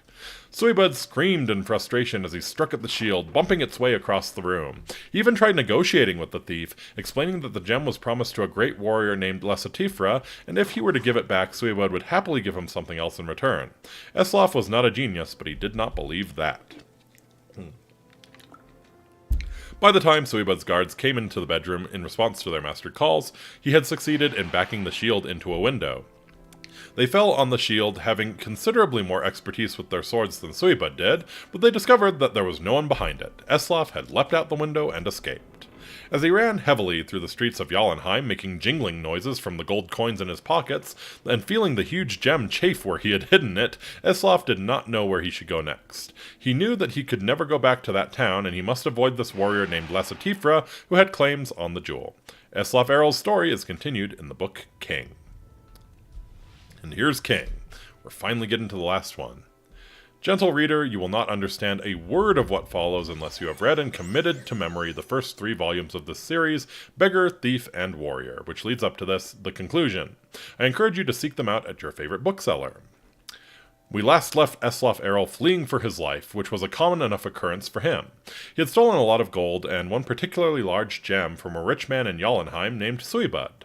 The thief fled north, spending the gold wildly as thieves generally do, for all sorts of illicit pleasures, which would no doubt disturb the gentleman or lady reading this, so I will not go into detail. The one thing he held on to was the gem. He didn't keep it because of any particular attachment, but because he did not know anyone rich enough to buy it from him. And so he found himself in the ironic situation of being penniless and having in his possession a gem worth millions. "Will you give me a room, some bread, and a flagon of beer in exchange for this?" he asked a tavern keep in the little village of Cravenswald, which was so far north that it was half situated on the Sea of Ghosts. The tavern keep looked at it suspiciously. "It's just crystal," Eslaf said quickly, "but isn't it pretty?" "Let me see that," said a young armor-clad woman at the end of the bar. Without waiting permission, she picked up the gem, studied it, and smiled not very sweetly at Eslaf. "Would you join me at my table?" "I'm actually in a bit of a hurry," replied Eslaf, holding out his hand for the stone. "Another time?" "Out of respect for my friend, the tavern keep here, my men and I leave our weapons behind when we come in here," the woman said casually, not handing the gem back, but picking up a broom that was sitting against the bar. "I can assure you, however, that I can use this quite effectively as a blunt instrument. Not a weapon, of course, but an instrument to stun, medicinally crush a bone or two, and then, once it is on the inside—" "Which table?" asked Erlof quickly. The young woman led him to a large table in the back of the tavern, where 10 of the biggest Nord brutes Eslaf had ever seen were sitting. They looked at him with polite disinterest, as if he were a strange insect worth briefly studying before crushing. "My name is Lassafitra," she said, and Eslaf blinked. That was the name Suibud had uttered before Eslaf had made his escape. "And these are my lieutenants. I am the commander of a very large independent army of noble knights, the very best in Skyrim. Most recently we were given a job to attack a vineyard in the Alto to force its owner, a man named Llerose, to sell to our employer, a man named Suibud. Our payment was to be a gem of surpassing size and quality, quite famous and unmistakable. We did as we were asked, and when we went to Suibud to collect our fee, he told us he was unable to pay due to a recent burglary. In the end, though, we saw things our way, and he paid us an amount of gold almost equal to the worth of the prized jewel. It did not empty out his treasury entirely, but it meant he was unable to buy the land in the Alto after all. So we were not paid enough. Suibud has taken a heavy financial blow, and Lernu's prized crop of jazzbay has been temporarily destroyed for naught." Lassafitra took a long, slow drink of her mead before continuing. "Now I wonder, could you tell me how you came into the possession of the gem we were promised?" Eslaf did not answer at once. Instead, he took a piece of bread from the plate of the savage bearded barbarian on his left and ate it. "I'm sorry," he said, his mouth full. "May I? Of course, I couldn't stop you from taking that gem even if I wanted to, and as a matter of fact, I don't mind at all. It's also useless to deny how it came into my possession. I stole it from your employer. I certainly didn't mean you or your noble knights any harm by it, but I can understand why the word of a thief is not suitable for one such as yourself." "No," replied Lassafitra, frowning, but her eyes showing amusement, "not suitable at all." "But before you kill me," Eslaf said, grabbing another piece of bread, "tell me, how suitable is it for noble knights such as yourself to be paid twice for one job? I have no honor myself, but I would have thought that since Suibud took a profit loss to pay you, and now you have the gem, your handsome profit is not entirely honorable." Lassafitra picked up the broom and looked at Eslaf. Then she laughed. "What is your name, thief?" "Eslaf," said the thief. "We will take the gem, as it was promised to us, but you are right, we should not be paid twice for the same job. So," said the warrior woman, putting down the broomstick, "you are our new employer. What would you have your own army do for you?" Many people could find quite a few good uses for their own army, but Eslaf was not among them. He searched his brain, and finally it was decided that it was a debt to be paid later. For all her brutality, Lassafitra was a simple woman, raised, he learned, by the very army she commanded. Fighting and honor were the only things she knew. When Eslaf left Cravenswald, he had an army at his beck and call, but not a coin to his name. He knew he would have to steal something soon. As he wandered the woods, scrounging for food, he was beset with a strange feeling of familiarity. These were the very woods he had been in as a child, also starving, also scrounging. When he came out on the road, he found that he had come back to the kingdom where he had been raised by the dear, stupid, shy maid Druspa. He was in Erlgard. It had fallen even deeper into despair since his youth. The shops that had refused him food were boarded up, abandoned. The only people left were hollow, hopeless figures, so ravaged by taxation, despotism, and barbaric raids that they were too weak to flee. Eslaf realized how lucky he was to have gotten out in his youth. There was, however, a castle and a king. Eslaf immediately made plans to raid the treasury. As usual, he watched the place carefully, taking note of the security and the habits of the guards. This took some time. In the end, he realized there was no security and no guards. He walked in the front door and down the empty corridors to the treasury. It was full of precisely nothing except one man. He was Eslaf's age, but looked much older. "There's nothing to steal," he said. Would that there was. King Inop, though prematurely aged, had the same white blonde hair and blue eyes like broken glass that Eslaf had. In fact, he resembled Suibud and Lesafitra as well. And though Eslaf had never met the ruined landlord of the Alto Lernu, he looked like him too. Not surprising, since they were quintuplets. "So you have nothing?" asked Eslaf gently. "Nothing except my poor kingdom, curse it," the king grumbled. "Before I came to the throne, it was powerful and rich, but I inherited none of that, only the title. For my entire life, I've had responsibility thrust on my shoulders, but never had the means to handle it properly. I look over the desolation which is my birthright, and I hate it. If it were possible to steal a kingdom, I would not lift a finger to stop you." It was, it turned out, quite possible to steal a kingdom. Eslaf became known as Inop, a deception easily done given their physical similarities. The real Inop, taking the name Lenakilnu, right, unlikely, Lenakilnu, happily left his domain, becoming eventually a simple worker in the vineyards of the Alto. For the first time free of responsibility, he fell into his new life with gusto, the years melting off of him. The new Inop called in his favor with Lesafitra, using her army to restore peace to the kingdom of Erelgard. Now that it was safe, business and commerce began to return to the land, and Eslaf reduced the tyrannical taxes to encourage it to grow. Upon hearing that, Suibud, ever nervous about losing his money, elected to return to the land of his birth. When he died years later, out of greed, he had refused to name someone an heir, so the kingdom received its entire fortune. Eslaf used part of the gold to buy the vineyards of the Alto after hearing great things of it from Inop. And so it was that Erelgard was returned to its previous prosperity by the fifth-born child of King Itluaf, Eslaf Erel, beggar, thief, warrior of sorts, and king. So that's the adventures of Eslaf Erel. Interesting. Now, before I Again, this feels very, it feels very British, the humor.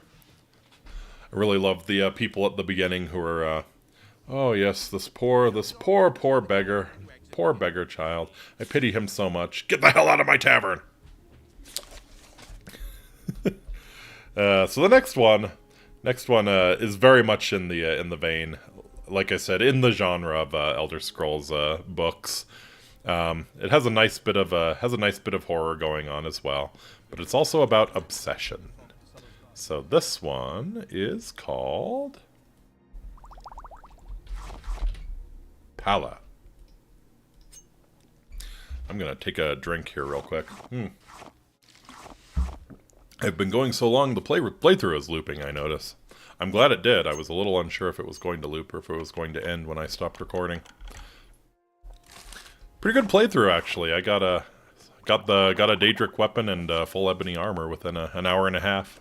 It's my favorite part about Morrowind. You can break the hell out of it very, very easily. Okay, so Pala. This is by Voina Merstid. Pala. I remember when I first heard that name, not long ago at all. It was at a Tales and Talos ball at the very fine estate west of Mir Korup, to which I and my fellow Mages Guild initiates had found ourselves unexpectedly invited. Truth be told, we needn't have been too surprised. There were very few other noble families in Mir Korup. The region had its halcyon days as a resort for the wealthy far back in the Second Era, and on reflection it was only appropriate to have sorcerers and wizards present at a supernatural holiday. Not that we were anything more exotic than students at a small, non-exclusive charter house of the guild, but like I said, there was a paucity of other choices available. For close to a year, the only home I had known was the rather ramshackle, if sprawling grounds of the Mir Korup Mages Guild. My only companions were my fellow initiates, most of which only tolerated me, and the masters, whose bitterness at being at a backwater guild prompted never-ending abuse. Immediately, the School of Illusion had attracted me. The Magister who taught us recognized me as an apt pupil who loved not only the spells of the science, but their philosophical underpinnings. There was something about the idea of warping the imperceptible energies of light, sound, and mind that appealed to my nature. Not for me the flashy schools of destruction and alteration, the holy schools of restoration and conjuration, the practical schools of alchemy and enchantment, or the chaotic school of mysticism. No, I was never so pleased as to take an ordinary object and by a little magic make it seem something other than what it was. It would have taken more imagination than I had to apply that philosophy to my monotonous life. After the morning's lessons, we were assigned tasks before our evening classes. Mine had been to clean out the study of a recently deceased resident of the guild and categorize his clutter of spellbooks, charms, and incunabula. It was a lonely and tedious appointment. Magister Tendixus was an inveterate collector of worthless junk, but I was reprimanded any time I threw something away that had the least possible value. Gradually, I learned enough to deliver each of his belongings to the appropriate department. Potions of healing to the Magisters of Restoration, books on physical phenomena to the Magisters of Alteration, herbs and minerals to the alchemists, and soul gems and bound items to the enchanters. After one delivery to the enchanters, I was leaving with my customary lack of appreciation when Magister Ilther called me back. "Boy," said the portly old man, handing me back one item, "destroy this." It was a small black disc, covered with runes and a ring of red-orange gems like bones circling its periphery. "I'm sorry, Magister," I stammered. I thought it was something you'd be interested in." "Take it to the Great Flame and destroy it," he barked, turning his back on me. "You never brought it here." My interest was piqued, because I knew the only thing that would make him react in such a way: necromancy. I went back to Magister Tendixus's chamber and pored through his notes, looking for any reference to the disc. Unfortunately, most of the notes had been written in a strange code that I was powerless to decipher. I was so fascinated by the mystery that I nearly arrived late for my evening class in enchantment, taught by Magister Ilther himself. For the next several weeks, I divided my time categorizing the general debris and making my deliveries and researching the disc. I came to understand that my instinct was correct. The disc was a genuine necromantic artifact. Though I couldn't understand most of the Magister's notes, I determined that he thought it to be a means of resurrecting a loved one from the grave. Sadly, the time came when the chamber had been categorized and cleared, and I was given another assignment, assisting in the stables of the guild's menagerie. At least finally I was working with some of my fellow initiates, and had the opportunity of meeting the common folk and nobles who come to the guild on various errands. Thus was I employed when we were all invited to the Tales and Tallows ball. If the unexpected glamour of the evening were not enough, our hostess was reputed to be young, rich, unmarried orphan from Hammerfell. Only a month or two before, she had moved to our desolate wooded corner of the imperial province to reclaim an old family manor house and grounds.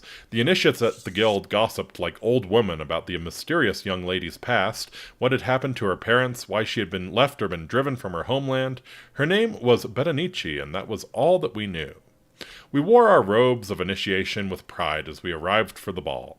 At the enormous marble foyer, a servant announced each of our names as if we were royalty, and we strutted into the midst of the revelers with great puffery. Of course, we were then promptly ignored by one and all. In essence, we were unimportant figures to lend some thickness to the ball, background characters. The important people pushed through us with perfect politeness. There was old Lady Shadira discussing diplomatic appointments to Balmora with the Duke of Rimfarlin. An orc warlord entertained a giggling princess with tales of rape and pillage. Three of the guild magisters worried with three painfully thin noble spinsters about the haunting of Daggerfall. Intrigues at the imperial and various royal courts were analyzed, gently mocked, fretted over, toasted, dismissed, evaluated, mitigated, admonished, subverted. No one looked our way even when we were right next to them. It was as if my skill at illusion had somehow rendered us all invisible. I took my flagon out to the terrace. The moons were doubled, equally luminous in the sky and in the enormous reflecting pool that stretched out into the garden. The white marble statuary lining the sides of the pool caught the fiery glow and seemed to burn like torches in the night. The sight was so otherworldly that I was mesmerized by it, and the strange red-guard figures immortalized in stone. Our hostess had made her home there so recently that some of the sculptures were still wrapped in sheets that billowed and swayed in the gentle breeze. I didn't know how long I stared before I realized I wasn't alone. She was so small and so dark, not only in her skin but in her clothing, that I nearly took her for a shadow. When she turned to me, I saw that she was very beautiful and young, not more than 17. "Are you our hostess?" I finally asked. Yes, she smiled, blushing, but I'm ashamed to admit that I'm very bad at it. I should be inside with the new neighbors, but I think we have very little in common. It's been made abundantly clear that they hope I have nothing in common with them either, I laughed. When I'm a little higher than an initiate in the Mages Guild, they might see me as more of an equal. I don't understand the concept of equality in Cyrodiil yet, she frowned. In my culture, you proved your worth, not just expected it. My parents both were great warriors, as I hope to be. Her eyes went out to the lawn, to the statues. Do the sculptures represent your parents? That's my father Perium there, she said, gesturing to a life-sized representation of a massively built man, unashamedly naked, gripping another warrior by the throat and preparing to decapitate him with an outstretched blade. It was clearly a realistic depiction. Perium's face was plain, even slightly ugly, with a low forehead, a mass of tangled hair, stubble on his cheeks, even a slight gap in his teeth, which no sculpture would surely have invented, except to do justice to his model's true idiosyncrasies. And your mother, I asked, pointing to a nearby statue of a proud, rather squat warrior woman in a mantilla and scarf holding a child. Oh no, she laughed. That was my uncle's old nurse. Mother's statue still has a sheet over it. I don't know what prompted me to insist that we unveil the statue that she pointed to. In all likelihood, it was nothing but fate, and a selfish desire to continue the conversation. I was afraid that if I did not give her a project, she would feel the need to return to the party, and I would be alone again. At first she was reluctant. She had not yet made up her mind whether the statues would suffer in the wet, sometimes cold Cyrodiilic climate. Perhaps all should be covered, she reasoned. It may be that she was merely making conversation, and was reluctant as I was, to end the standoff, and be that much closer to her having to return to the party. In a few minutes' time, we tore the tarp from the statue of Betanici's mother. That is when my life changed forevermore. She was an untamed spirit of nature, screaming in a struggle with a misshapen, monstrous figure in black marble. Her gorgeous long fingers were raking across the creature's face. The monster's talons gripped her right breast in a sort of caress that prefaces a mortal wound. Its legs and hers wound around one another in a battle that was a dance. I felt annihilated. This lithe but formidable woman was beautiful beyond all superficial standards. Whoever had sculpted it had somehow captured not only a face and figure of a goddess, but her power and will. She was both tragic and triumphant. I fell instantly and fatally in love with her. I had not even noticed when Gellin, one of my fellow initiates, who was leaving the party, came up behind us. Apparently I had whispered the word magnificent, because I heard Betanici reply as if miles away, "Yes, it is magnificent. That's why I was afraid of exposing it to the elements." Then I heard clearly, like a stone breaking water, Gellin. "Mara, preserve me! That must be Palla!" "Then you heard of my mother?" asked Betanici, turning his way. "I hail from Wayrest, practically on the border of Hammerfell. I don't think there's anyone who hasn't heard of your mother and her great heroism, ridding the land of that abominable beast. She died in that struggle, didn't she?" "Yes," said the girl sadly, "but so too did the creature." For a moment we were all silent. I don't remember anything more of that night. Somehow I knew I was invited to dine the next evening, but my mind and heart had been entirely and forevermore arrested by the statue. I turned back to the guild, but my dreams were fevered and brought me no rest. Everything seemed diffused by white light except for one beautiful, fearsome woman. Palla. Palla. Palla. The name burned in my heart. I found myself whispering it in my studies even when I tried to concentrate on something the Magister was saying. My lips would silently purse the voice, Pal, and the tongue lightly flick to form the law, as if I were kissing her spirit before me. It was madness in every way except that I knew that it was a madness. I knew that I was in love. I knew she was a noble Redguard woman, a fierce warrior more beautiful than the stars. I knew her young daughter Betanici had taken possession of a manor house near the guild, and that she liked me, perhaps was even infatuated. I knew Palla had fought a terrible beast and killed it. I knew Palla was dead. As I say, I knew it was madness, and by that I knew I could not be mad. But I also knew that I must return to Betanici's palace to see her statue of my beloved Palla engaged in that final, horrible, fatal battle with the monster. Return I did, over and over again. Had Betanici been a different sort of noblewoman, more comfortable with her peers, I would not have had so many opportunities. In her innocence, unaware of my sick obsession, she welcomed my company. We would talk for long hours, laughing, and every time we would take a walk to the reflecting pond, where I would always stop breathless before the sculpture of her mother. "It's a marvelous tradition you have, preserving these figures of your ancestors at their finest moments," I said, feeling her curious eyes on me, "and the craftsmanship is without parallel." You wouldn't believe me, laughed the girl, but it was a bit of a scandal when my great-grandfather began the custom. We Redguards hold a great reverence for our families, but we are warriors, not artists. He hired a traveling artist to create the first statues, and everyone admired them until it was revealed that the artist was an elf. An Altmer from the Somerset Isle. Scandal! Yeah, no one hates elves more than the Redguards. we don't get to see it that much, but yeah, especially in Skyrim times, nobody hates elves more than the Redguards. It was absolutely, Berenice nodded seriously. The idea that a pompous, wicked elf's hands had formed these figures of noble Redguard warriors was unthinkable, profane, irreverent, everything bad you can imagine. But my great-grandfather's heart was in the beauty of it, and his philosophy of using the best to honor the best traveled down to us all. I would not have even considered having a lesser artist create the statues of my parents, even if it had been more allegiant to my culture. They're all exquisite, I said. But you like the one of my mother most of all, she smiled. I see you look at it even when you seem to be looking at the others. It's my favorite also. Would you tell me more about her, I asked, trying to keep my voice light and conversational. Oh, she would have said she was nothing extraordinary, but she was, the girl said, picking a flower from the garden. My father died when I was quite young, and she had so many roles to fill, but she did them all effortlessly. We have a great many business interests, and she was brilliant at managing everything. Certainly better than I am now. All it took was her smile, and everyone obeyed, and those that didn't paid dearly. She was very witty and charming, but a formidable force when the need arose for her to fight. Hundreds of battles, but I can never remember a moment of feeling neglected or unloved. I literally thought she was too strong for death. It's stupid, I know, but when she went to battle that horrible creature, that freak from a mad wizard's laboratory, I never even thought she would not return. She was kind to her friends and ruthless to her enemies. What more can one say about a woman than that? Poor Berenice's eyes teared up with remembrance. What sort of villain was I to goad her so in order to satisfy my perverted longings? Sheogorath could never have conflicted a mortal man more than me. I found myself both weeping and filled with desire. Palla not only looked like a goddess, but from her daughter's story, she was one. That night, while undressing for bed, I rediscovered the black disc I had stolen from Magister Tendixus's office weeks before.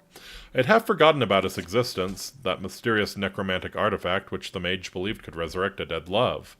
Almost by pure instinct, I found myself placing the disc on my heart and whispering, Palla.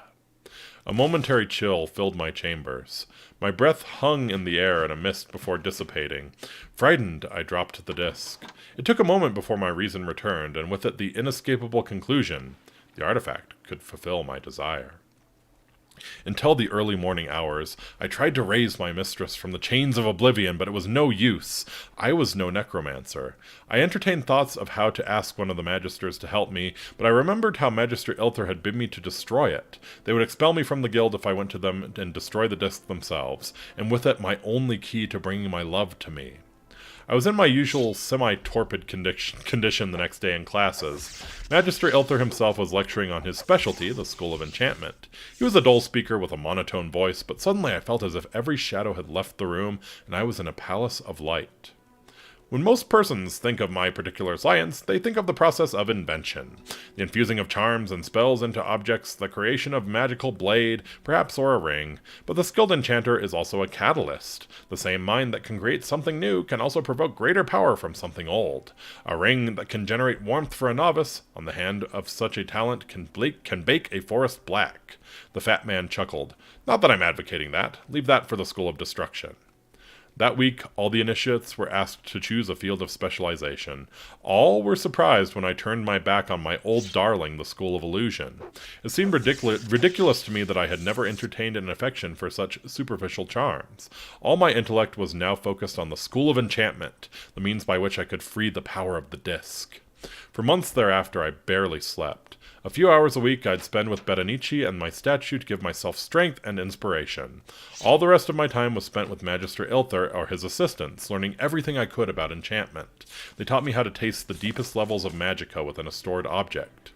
A simple spell cast once, no matter how skillfully and no matter how spectacularly, is ephemeral, of the present, what it is and no more, sighed Magister Ilther. But placed in a home, it develops into an almost living energy, maturing and ripening so only its surface is touched when an unskilled hand wields it. You must consider yourself a miner, digging deeper to pull forth the very heart of gold. Every night when the laboratory closed, I practiced what I had learned. I could feel my power grow, and with it the power of the disc. Whispering Palla, I delved into the artifact, feeling every slight nick that marked the runes and every facet of the gemstones.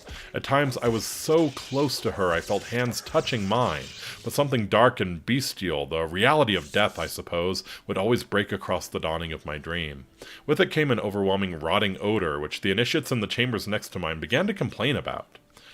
Something must have crawled into the floorboards and died, I offered lamely.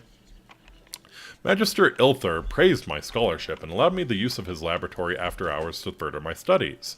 Yet no matter what I learned, Palla seemed scarcely closer. One night, it all ended. I was swaying in a deep ecstasy, moaning her name, the disc bruising my chest, when a sudden lightning flash broke through the window and broke my concentration. A tempest of furious rain roared over Mir Korup. I went to close the shutters, and when I returned to my table, I found the disc had shattered. I broke into hysterical sobs and then laughter. It was too much for my fragile mind to bear such a loss after so much time and study. The next day and the day after I spent in my bed, burning with a fever. Had I not been in the Mages Guild with so many healers, I likely would have died. As it was, I provided an excellent study for the budding young scholars. When at last I was well enough to walk, I went to visit Berenice. She was charming as always, never once commenting on my appearance, which must have been ghastly. Finally, I gave her reason to worry when I politely but firmly declined to walk with her along the reflecting pool. "But you love looking at the statuary," she exclaimed. I felt that I owed her the truth and much more. "Dear lady, I love more than the statuary. I love your mother. She is all I've been able to think about for months now, ever since you and I first removed the tarp from that blessed sculpture. I don't know what you think of me now, but I have been obsessed with learning how to bring her back from the dead." Berenice stared at me, eyes wide. Finally she spoke. "I think you need to leave now. I don't know if this is a terrible jest. Believe me, I wish it were. You see, I failed. I don't know why. It could not have been that my love wasn't strong enough, because no man has a stronger love. Perhaps my skills as an enchanter are not masterful, but it wasn't from lack of study. I could feel my voice rise and knew I was beginning to rant, but I could not hold back.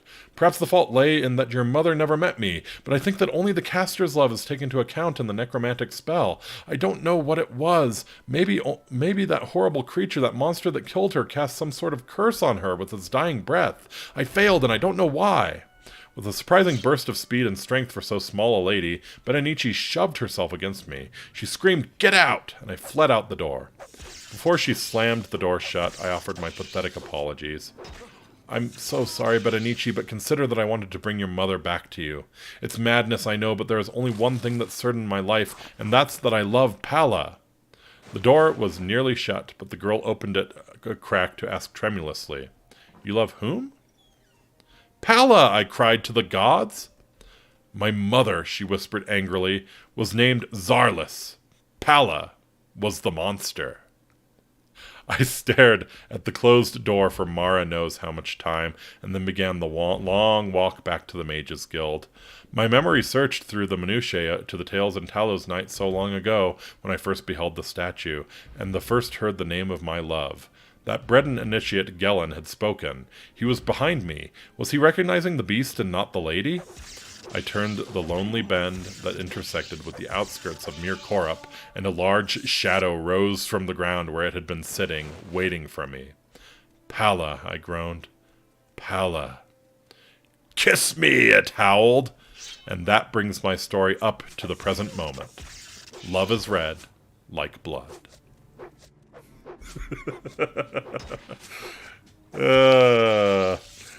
It occurs to me when I was playing the Lord of the Rings mod, I bitched about how the Witch King went out on a technicality. This is the exact same thing, but I freaking love it. Love is red, like blood. All right. We're getting to the last few. I have a short one. It's kind of more of a world-building one again. Because I think a lot of people who are just passingly familiar with the Elder Scrolls don't know that Tamriel is not the entire world. There's actually several continents. And the one that we know the most about, though we've never seen it in a game, or even really seen too many... I don't think we've even seen a person from the continent, is Akavir. So I want to read a quick book on Akavir, and kind of get into it, introduce that, because yeah, Tamriel is just a continent. It is not. It is not the entire planet. So this is called Mysterious Akavir. Akavir means Dragonland. Tamriel means Dawn's Beauty. Atmora means Elderwood. Only the Redguards know what Yokuda ever meant. Akavir is the kingdom of the beasts. No men or mare live in Akavir, though men once did. These men, however, were eaten long ago by the vampiric serpent folk of the Saesi. Had they not been eaten, these men would have eventually migrated to Tamriel.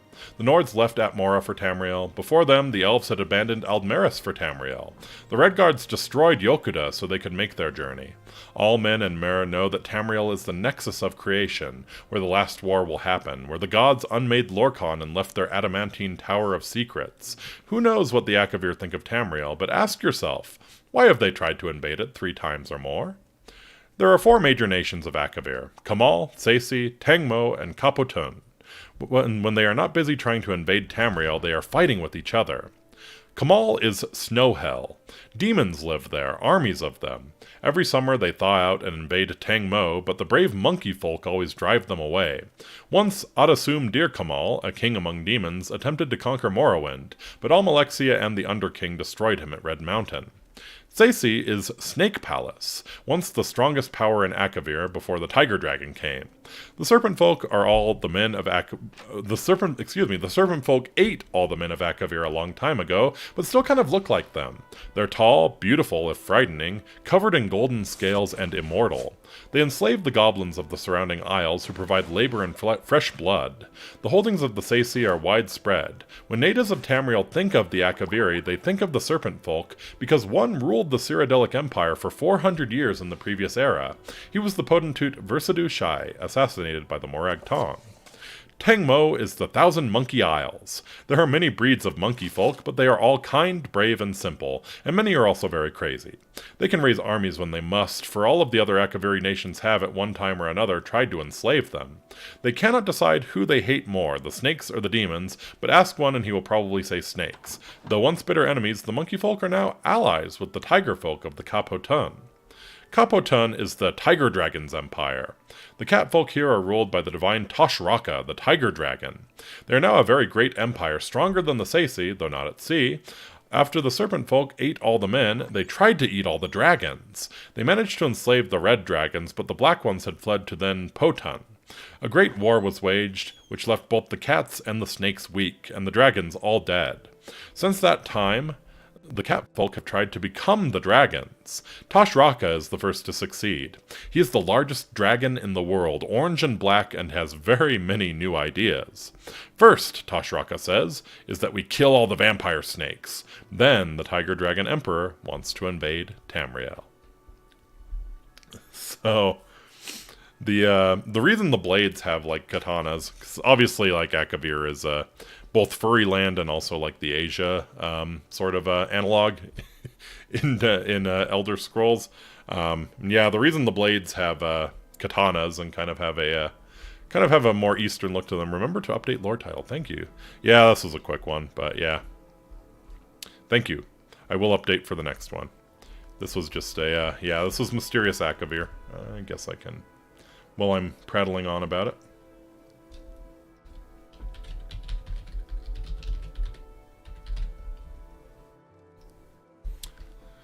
Yeah, so yeah, the snake people, the Saesi, they did invade Tamriel, and the Emperor defeated them, and so some of the Saesi started serving the Emperor, and that's why the blades sort of look sort of Eastern, because they're wearing the old Saesi armor and they're using katanas and stuff. So if you ever wondered why Barris and Joffrey are rocking those sweet katanas in Oblivion. Oblivion is the name of the game. That would be why. Alright. So, we have a couple more, I think. 3 more. 4 more, sorry. But they're mostly pretty short. So we're getting there. So this is another one, as I said, like the main theme of Morrowind is prophecy and fate. So this is another one about a prophecy and how prophecy can sometimes be subverted. That's very much, we've got Morrowind going in the background, so it's very much a theme of Morrowind. You can be whatever you want to be. You're fated to be something, but, you can do whatever the hell you want with your life. You're welcome to subvert the prophecy if you so choose. So yeah, this next one obviously came about in Morrowind. It's called The Hope of the Redoran.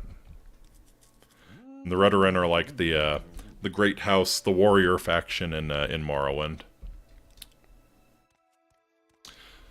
So this is by Turiel Nerith, The Hope of the Redoran. One of the few magical arts the Psijics of Artaeum have kept to themselves, away from the common spells and schools of the Mages Guild, is the gift of divination. Despite this, or perhaps because of it, omens and prophecies abound in Tamriel. Some of substance, others of pure folly, and still others so ambiguous as to be unverifiable. There are still other prophecies kept secret, from the prophecies of Drogizad and elsewhere, and the Nerevarine in Morrowind, to the Elder Scrolls themselves. The Nord nobility have a tradition of having omens read for their children. In general, these readings are of the obscure variety. One of my acquaintances told me that her parents were told, for example, that their daughter would have her life rescued by a snake, and so gave her the name Serpentkin in a special ceremony. And this young lady, Arya Valkyr Serpentkin, was indeed saved by a snake many years later when an assassin creeping on her stepped on a Dansworm viper. Occasionally, omens seem to be almost purposely misleading, as if Boethia had crafted them as traps. I recall one particularly. Many, many years ago, a male child was born into House Redoran. It was a very difficult birth, and the mother was delirious and near death by the time it was over. She chanted just as her son came into the world, and she passed from it. Fortune has smiled this day, not frowned. My child will be mighty in mind and in arm. He shall bring hope to House Redoran. Neither spell nor blade shall hurt the man, nor illness nor poison cause any harm. His blood shall never drop on the ground. That boy, named Andis, was indeed extraordinary. He was never ill and never suffered so much as a scratch all throughout his childhood. He was also quite intelligent and strong, which, combined with his invulnerability, caused many to call him, after his mother's omen, the Hope of the Redoran. Of course, anyone who is called the Hope of the Redoran will eventually develop some taint of impertinence, and it wasn't long before he had enemies. His worst enemy was his cousin Athen, who had borne much abuse at the hands of Andis. Primary among the grudges was that Athen had been sent to Rihad to complete his education at Andis's insistence. When Athen returned from Hammerfell, it was because of the death of his father, who had also been a counselor of the house. Athen was old enough to take his seat in the council, but Andis claimed the seat as well, saying that his cousin had been gone too long from Morrowind and didn't understand politics as he did. The majority of the house agreed with Andis, wanting to see the Hope of the Redoran rise quickly. Taking a sip here. Okay. Athen exercised his right to combat his cousin for the seat. No one thought he had any chance of winning, of course, but the battle was scheduled to commence the following morn. Andis whored and dined and drank with the councillors that night, confident that his place in the house was secured, and the hopeful new dawn of House Redoran was rising. Athen retired to his castle with his friends, Andis's enemies, and his servants he had brought from Hammerfell. Athen and his friends were discussing the duel morosely when one of his old teachers, a warrior called Shardi, came into the hall. She had grown quite proud of her student over the years in Hammerfell, proud enough to accompany him across the Empire to his family's lands, and wanted to know why they had so little confidence in his odds in the battle. They explained to her Andis's uncommon blessings and the nature of his mother's omen. If he can't be harmed by disease, poison, magicka, and his blood can never be spilled, what hope have I of ever besting him? Cried Athen. Have you remembered nothing I taught you? Replied Shardi. Is there no weapon you can think of that will slay without blood? Are swords and spears and arrows the only items in your arsenal? Athen quickly realized the weapon Shardi was speaking of, but it seemed absurd. Not only absurd, but pathetic and primitive. Still, it was the only hope he had. All that night, Shardi trained him in the art and techniques, showing him various swings and stances her people had developed in Albion Gora, counterattacks, feints, and blocks imported from Yokuda, the classic one- and two-handed grips for the most ancient weapon in history. The cousins faced one another the next morning, and never have two combatants looked so unevenly matched. Andis's entrance brought a great cheer, for not only was he much beloved as the hope of the Redoran, but as his victory was a foregone conclusion, most wanted to be in good standing with him. His shining mail and blade drew admiration and awe. By contrast, Athen drew a gasp of surprise and only a smattering of polite applause. He appeared costumed and armed, like a barbarian. As Shardy had suggested, Athen allowed Andis to attack first. The hope of the Redoran was eager to finish the battle and take the power he deserved quickly. The blade pushed by Andis's mighty arm slashed across Athen's chest, but shallowly, and before it could be counterswung, Athen knocked it back with his own weapon. When Athen attacked and wounded Andis, the hope of the Redoran was so surprised by being hurt for the first time in his life, he dropped his sword. The less said about the end of the battle, the better. Suffice it to say that Athen, wielding a simple club, battered Andis to death without spilling a drop of blood. Athen took his father's seat as counselor, and it was then said that the hope in the omen referred to Athen, not Andis. After all, had Andis not tried to take the counselor seat away from his cousin Athen, being not very ambitious, might have never tried. If Andis had not tried to take the counselor seat away from his cousin, Athen, being not very ambitious, might have never tried to get it. It can certainly be argued that way, I suppose. So was the hope of the Redoran. Are you starting to see the genre? How I find it dubious that a club would not break skin. Depends where you hit him. Depends where you hit him, I guess. If you get him in the torso, yeah, probably not. Break some bones, fuck up the internal organs. Yeah, if you get him in the head, obviously it's gonna break skin. But especially if he's got chainmail on, I could see. If you get him with the body blows, then yeah, probably. And after all, he's blessed so that his blood will never spill. So it doesn't really matter. It doesn't really matter. Even if the club would have broken skin, it's not going to break his skin. He's just going to get all the blunt force trauma. So yeah. But are you starting to see what I mean by there's a genre? It would still cause internal bleeding. Exactly. Yes, but it was not that he would never bleed. The prophecy said that his blood shall never drop on the ground. Said his blood shall never drop on the ground. If that was a prophecy, then a sword would have worked too. True. Yeah, that's something people don't think about. Swords aren't just like for slashing. There's a good bit of impact. You can definitely break a bone if you get them right. But yeah, the prophecy was that his blood would never drop on the ground. So I think internal bleeding does not count. Obviously. But you're starting to see what I mean by there's a genre for the books in Elder Scrolls? Usually it's a little bit of a subversion, or some kind of an M. Night Shyamalan twist. This is should have battled in light clothing. True. Yeah, the male might have caused trouble for him. Would have been more badass too. I mean, Athen was in light clothing. Like they said, he was dressed like a barbarian. He was probably not wearing much at all. So, the next one I think is probably my favorite book in the Elder Scrolls. And it follows the genre a little bit, but the twist is pretty special. The twist is pretty damn special. So, whoops. Withershing. No. This is Withershins. Furs is still more armor than simple cloth, but fair. True. Depends on the kind of cloth, but yeah, usually yes. So this one is called Withershins. It's by Yakut Tawashi. Alright, said Kazuga. Oh, I'm going to preface this by saying, pay real close attention to the dialogue, because something is going on. And it straight up tells you what's going on, but pay close attention. It's this is one that's probably better like read with your eyes, but I think I can do it justice. Alright, said Kazuga. Why don't you want to talk? Zaki put down his mug of mead and just stared at his wife for a few seconds. Finally, grudgingly, because every time I have a conversation, darling, it flows in alphabetical order. Just like I told you, I think the only way to stop it is not to talk at all. Wittershins means counterclockwise, it does indeed. Couldn't you just be imagining this? Said Kazuga patiently. It wouldn't be the first time you had an insane paranoid delusion.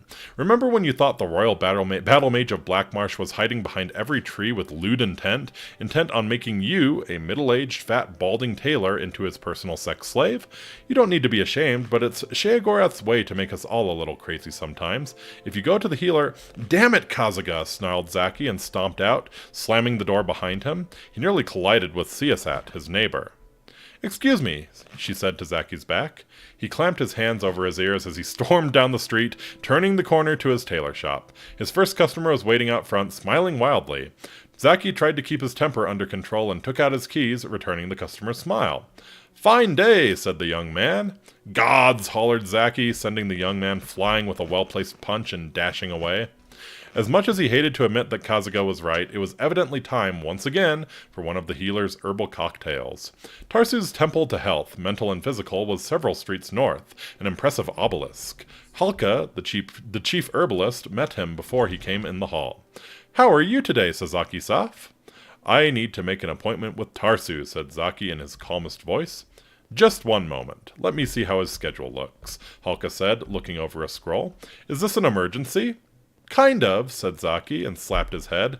Why couldn't he say yes, or absolutely, or sure? Let's see, said Halka, frowning. The best I can do is next Midas. Would that work for you? Midas, cried Zaki. I'll be a complete psychotic by Midas. Isn't there anything earlier? He knew what the answer would be before he said it. There was no alternative. In a way, he had forced the response. If only he had kept the conversation going until why. No, said Halka. I'm sorry. Do you want me to make an appointment? Zaki walked away, gritting his teeth. He wandered the streets, his head down to avoid all conversations, until he looked up and discovered that he had walked all the way to the wharf. A sweet breeze was blowing along the water, and he took several deep breaths until he almost felt normal. When his temper cooled, he could think again. What if this alphabetical conversation wasn't a delusion at all? What if what he felt wasn't paranoia, but acute awareness? He knew it was the classic dilemma. Am I crazy, or is there something really weird going on? Across the road was a shop called Paradox, featuring a display of herbs, crystals, and vapors trapped in orbs. Paradox is spelled P-A-R-A-D-O-C-K-S, because it's down on the docks. Tells you the kind of person, the kind of war criminal inside. The sign in the window read, Mystical Consultation, sunrise to noon. It was worth a shot, though Zaki was dubious. The only people who generally came down the wharf for healing were stupid adventurers who didn't know any better. Incense burned in copious billows of pink and gold, obscuring and then revealing the clutter within. Gigic death masks glowered down from the walls, smoking censers hung by chains from the ceiling, and the floor was a maze of bookshelves. At a well-worn table in the back, a small man wearing a headdress was tabulating a young lady's purchases. Okay, said the man. Your total comes to 57 gold pieces. I threw in the restorative scale conditioner for free. Just remember the candle should be lit only after you invoke Goraflox the Unholy, and Mandrake Root does best in partial shade. The customer gave a quick shy smile to Zaki and left the store. Please help me, said Zaki. Every conversation I hear or get involved in seems to be arranged alphabetically. I don't know if I'm going insane or if there are some kind of bizarre forces at work. To be honest with you, I'm normally a skeptic when it comes to your type of business, but I'm at the end of my rope. Can you do anything to make this madness end? Quite a common problem, actually, said the man, patting Zaki on the arm. When you get to the end of the alphabet, do the conversations then go reverse alphabetical order or start at the beginning of the alphabet again? Reverse alphabetical order, said Zaki, and then corrected himself. Damn it, I mean it starts from the beginning all over again. I'm in agony. Can you call in the spirits and tell me, am I insane? Saraki, said the man with a reassuring smile. I don't have to. You're quite sane. Thank you, said Zaki, frowning. By the way, my name is Zaki, not Saraki. Unusually close, eh? Said the man, patting Zaki on the back. My name's Octoplasm. Follow me, please. I think I have just what you need. Octoplasm led Zaki down the narrow corridor behind the desk. The two men pushed past dusty cabinets filled with strange creatures and liquids, past heaps of Neolithic stones, past stack after stack of moldering leather-bound books, into the dank heart of the store. There he picked up a small, squat, cylindrical drum and a book, and handed them to Zaki. Vampirism, Daedric Possession, and Withershin Therapy, said Zaki, squinting his eyes to read the book in the gloom. What in oblivion does this have to do with me? I'm not a vampire. Look at this tan. And what's Withershin Therapy, and how much will it cost me? Withershins, from the old Cyrodiilic wither signs, which means backwards, said Octoplasm in a serious tone. It's the art of reversing the direction of things in order to gain access to the spirit world, and break curses, cure vampirism, and trigger all manner of apotropic healing. You know the story about the guy who was told that slaughterfish live in hot water, so he said, well, let's boil them in cold water. Xenophus, said Zaki instinctively, his brother having taken a rather esoteric upper-level course in Cyrodiilic philosophy as an elective in the Imperial College 31 years before, and immediately wishing he hadn't. And what do you do with the cylindrical things? Octoplasm lit a candle and held the object over it so Zaki could see more clearly. All along the cylinder were narrow slits, and when Zaki peered within them, he saw a succession of old black and white drawings of a naked man leaping over boxes, one frame after the next. You spin it like so, said Octoplasm, slowly whirling the device clockwise so the man within leapt over the boxes over and over again. It's called a zoetrope. Pretty neat, huh? Now, you take it and start spinning it counterclockwise, and while you're doing it, read this incantation I've marked in the book. Zaki took the zoetrope and began spinning it counterclockwise over the candle, so the little naked man seemed to bound backwards over the boxes. It took a little coordination and concentration to keep whirling at a steady pace, but gradually the man's awkward and jerky back jumps became more and more fluid until Zaki could no longer see the individual frames flipping. It looked just like a little humanoid hamster on an endless reverse treadmill. While he continued to spin the zoetrope with one hand, Zaki took the book in the other and read the underlined passage. Zoetrope, counterspin, counterspin, counterspin. Pull my life from the rut that it's in. I invoke the goddesses Boethia, Kinnereth, and Drysis to invert my potentially metaphysical crisis. My old life may have been rather pointless and plain, but I dislike the prospect of going insane. Make the pattern reverse by this withershin. Zoetrope, counterspin, counterspin, counterspin. As he chanted the spell, Zaki noticed that the little naked man in the zoetrope began to look more like himself. The mustache vanished and the hairline receded. The man's waistline expanded and the buttocks sagged to the shape and texture of half-inflated balloons. Scales approximating his own Argonian pattern appeared. The man began to trip as he bounded backwards over the boxes, taking bigger breaths and sweating. By the time Zaki reached the end of the incantation, his twin was clutching his chest and tumbling end over the boxes in a freefall. Octoplasm took the zoetrope and the book from Zaki's hands. Nothing seemed to have changed. No thunder had rumbled. No winged serpents had sprung out of Zaki's head. No fiery explosions. But Zaki felt that something was different. Good different. Normal. At the counter, when Zaki pulled out his satchel of gold pieces, Octoplasm merely shook his head. Our treatment radical such of effects term long, the what sure be can't we naturally charge no. Feeling the first real relief he had felt in days, Zaki walked backwards out of the shop and down the road to his shop. So that was Withershins. That was Withershins. It's all counterclockwise now. It's about a poor man who gets trapped in Australia. Goes insane and gets trapped in Australia, and nothing is ever the same again. The worst fate imaginable. See with your eyes, not with your mouth. Yes, friend. I think that's my favorite one. Just the twist is Our treatment radical such of effects term long, the what sure be can't we naturally charge no. So yeah. Backwards, it's no charge. Naturally, we can't be sure what the long-term effects of such radical treatments are. Okay, so we have 2 more to go. This last one, again, sticking very much with the genre. Has a nice little twist. I think Yini's going to appreciate this one because oftentimes I'm a little impatient when we're playing together. This is about someone who's very patient, very conscientious, kind of getting the upper hand. So, this is called The Locked Room. Not the room, the locked room. So, you know. Lisa can't drag her whore ass in there. It's locked. It's locked. You're safe, Tommy. This is The Locked Room. Is it a murder mystery? No. No. Nope. Though there is murder. The Locked Room by Porbert Latumley. Yana was precisely the kind of student her mentor Arthkamu despised, the professional amateur. He enjoyed all the criminal types who were his usual pupils at the stronghold, from the common burglar to the more sophisticated blackmailers, children and young people with strong career ambitions, which the art and science of lockpicking could facilitate. They were always interested in simple solutions, the easy way, but people like Yana were always looking for exceptions, possibilities, exotica. For pragmatists like Arthkamu, it was intensely vexing. The Redguard maiden would spend hours in front of a lock, prodding at it with her wires and picks, flirting with the key pins and driver pins, exploring the hole with a sort of casual fascination that no delinquent possesses. Long after her fellow students had opened their test locks and moved on, Yana was still playing with hers. The fact that she always opened it eventually, no matter how advanced a lock it was, irked Arthkamu even further. "You're making things much too difficult," he would roar, boxing her ears. "Speed is of the essence, not merely technical know-how.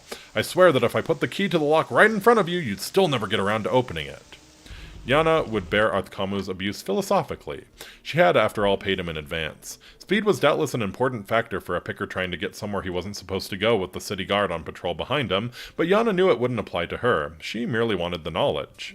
Arthkamu did everything he could think of to encourage Yana to move faster. She seemed to perversely thrive on the physical and verbal blows, spending more and more time on each lock, learning its idiosyncrasies and personality. Finally, he could bear it no longer. Very late one afternoon, after Yana had dawdled over a perfectly ordinary lock, he grabbed the girl by her ear and dragged her to a room in the stronghold far from the other students, an area they had always been forbidden to visit. The room was completely barren except for one large crate in the center. There were no windows and no other door except for the one leading in. Arthkamu slammed his student against the crate and closed the door behind her. There was a distinct click of the lock. "This is the test for my advanced students," he laughed behind the door. "See if you can escape." Yana smiled and began her usual slow process of massaging the lock, gaining information. After a few minutes had gone by, she heard Arthkamu's voice call out again from behind the door. "Perhaps I should mention this is a test of speed. You see the crate behind you? It contains a vampire ancient who has been locked in here for many months. It is absolutely ravenous. In a few minutes' time, the sun will have completely set, and if you have not opened the door, you will be nothing but a bloodless husk." Excuse me. Yana considered only for a moment whether Arthkamu was joking or not. She knew he was an evil, horrible man, but to resort to murder to teach his pupil? The moment she heard a rustling in the crate, any doubts she had were erased. Ignoring all her usual explorations, she jammed her wire into the lock, thrust the pegs against the pressure plate, and shoved open the door. Arthkamu stood in the hallway beyond, laughing cruelly. "So now you've learned the value of fast work." Yana fled from Arthkamu's stronghold, fighting back her tears. He was certain that she would never return to his tutelage, but he considered that he had taught her a very valuable last lesson. When she did return the next morning, Arthkamu registered no surprise, but inside he was seething. "I'll be leaving shortly," she explained quietly, "but I believe I've developed a new type of lock, and I'd be grateful if you'd give me your opinion on it." Arthkamu shrugged and asked her to present her design. "I was wondering if I might use the vampire room and install the lock. I think it would be better if I demonstrated it."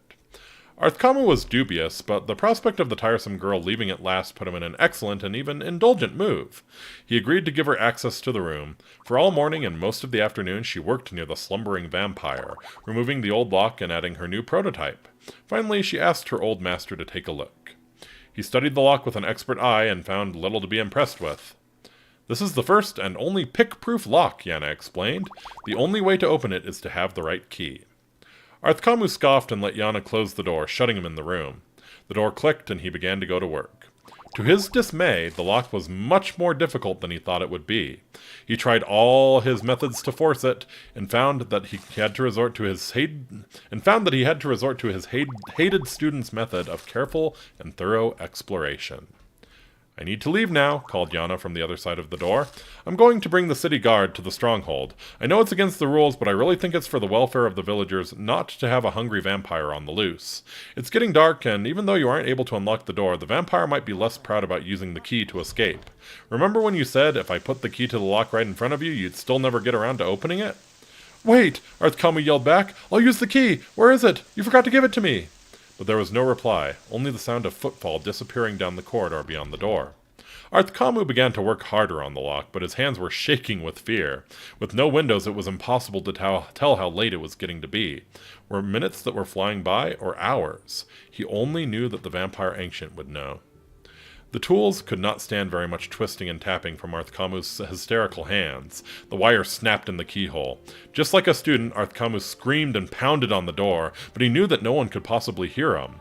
It was while sucking in his breath to scream again he heard the distinct creak of the crate opening behind him. The vampire ancient regarded the master locksmith with insane, hungry eyes and flew at him in a frenzy. Before Arthkamu died, he saw it. On a chain that had been placed around the vampire's neck while it had been sleeping was the key. The locked room.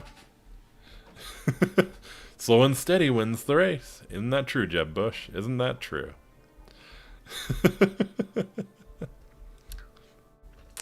And so we come to the last tale of the night. And it's probably the most important work of literature in the Elder Scrolls universe. Chim was achieved when writing this. It's an emanation from the Godhead, if you will. Everyone knows it. Everyone is familiar with the divine truths contained therein. So I think I really don't have too much more to say to introduce it. So I think you all know this one, but I couldn't do an Elder Scrolls book reading and not include it. It's just too goddamn important. So everyone, please steel yourselves, gird your loins, and wax up those scales, because it is time.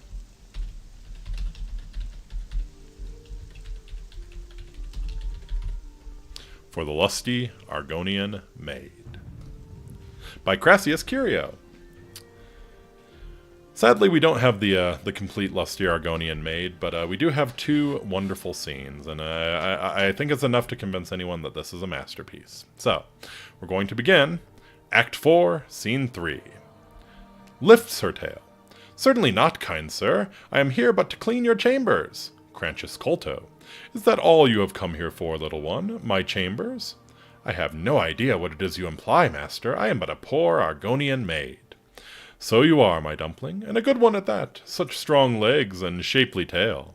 You embarrass me, sir. Fear not, you are safe here with me. I must finish my cleaning, sir. The mistress will have my head if I do not. Cleaning, eh? I have something for you. Here, polish my spear. But it is huge. It could take me all night. Plenty of time, my sweet. Plenty of time. End of Act 4, Scene 3. And now moving on to Act 7, Scene 2. Lifts her tail. My goodness, that's quite a loaf, but how shall it ever fit my oven? Cranchus Colto. The loaf isn't ready for baking, my sweet. It is yet to rise. If only we could hurry that along. How would I accomplish such a task? Oh, my foolish little Argonian maid, you must use your hands.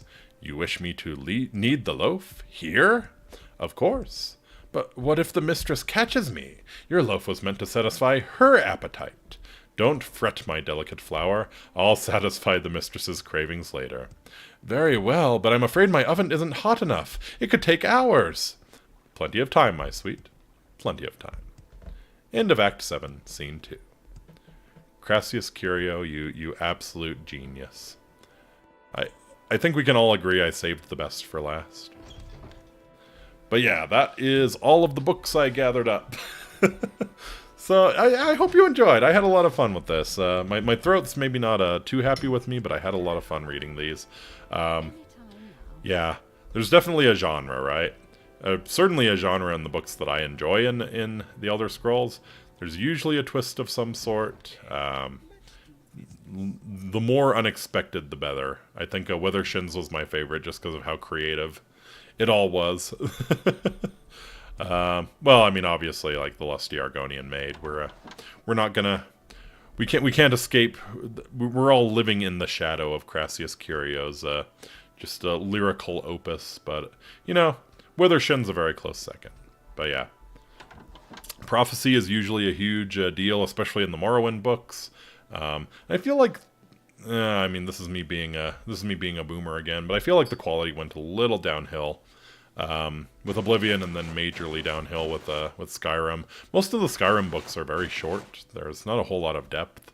I think they understood that like only weirdos like me would actually sit down and read a book of any of a short story of any decent length, but still, at least do some good ones. But yeah, prophecy, a huge trope. Usually a very nice twist. Hopefully, if it's a good twist, it's a good book. Just like M. Night Shyamalan. This was M. Night Shyamalan the stream, pretty much. So I hope you enjoyed the twists. Hope at least at some point you exclaimed to yourself, "What a twist!" Anyways, if people have that's all the stories I have for now. So if people have anything they want to ask about, any questions about something that showed up in the books, or any want to get my opinion on any Elder Scrolls lore stuff, I'm happy to answer it. But if not, we'll probably go ahead and bring it to a close. While people are typing out any questions they might have, I'll kind of talk about what's on the menu for the next few days. Tomorrow we're going to be playing some GeoGuessr. I always have fun with that. It's been too long since I played GeoGuessr, so gonna be doing that. That's gonna be a pretty chill chatting stream as well. So I was kind of in the mood for that this weekend. Not just traditional gaming streams, but kind of hanging out, doing some different stuff. Monday I'll be taking off as usual. Tuesday will probably be Psychonauts. I think Tuesday is going to be the Psychonauts day going forward. And then Wednesday, I think I plan on playing something new. I'm not sure I want to reveal what it is just yet in case it falls through, but yeah, probably something new on Wednesday. So yeah. Tomorrow, GeoGuessr, Monday taking off, Tuesday is going to be Psychonauts, and Wednesday will hopefully be something new. So thank you all so much for coming out. I really do appreciate it. I hope you had fun with this. I know this was a little different, but I am a huge Elder Scrolls lore nerd. I will take any excuse to share it with you all. So hopefully you enjoyed at least a little bit. I think Yeenie liked the Crately House play, at least. I would really love to see that one put on, yeah. But yeah, I think that's going to do it for tonight. So, again, thank you all so much for coming out. It means a lot to me.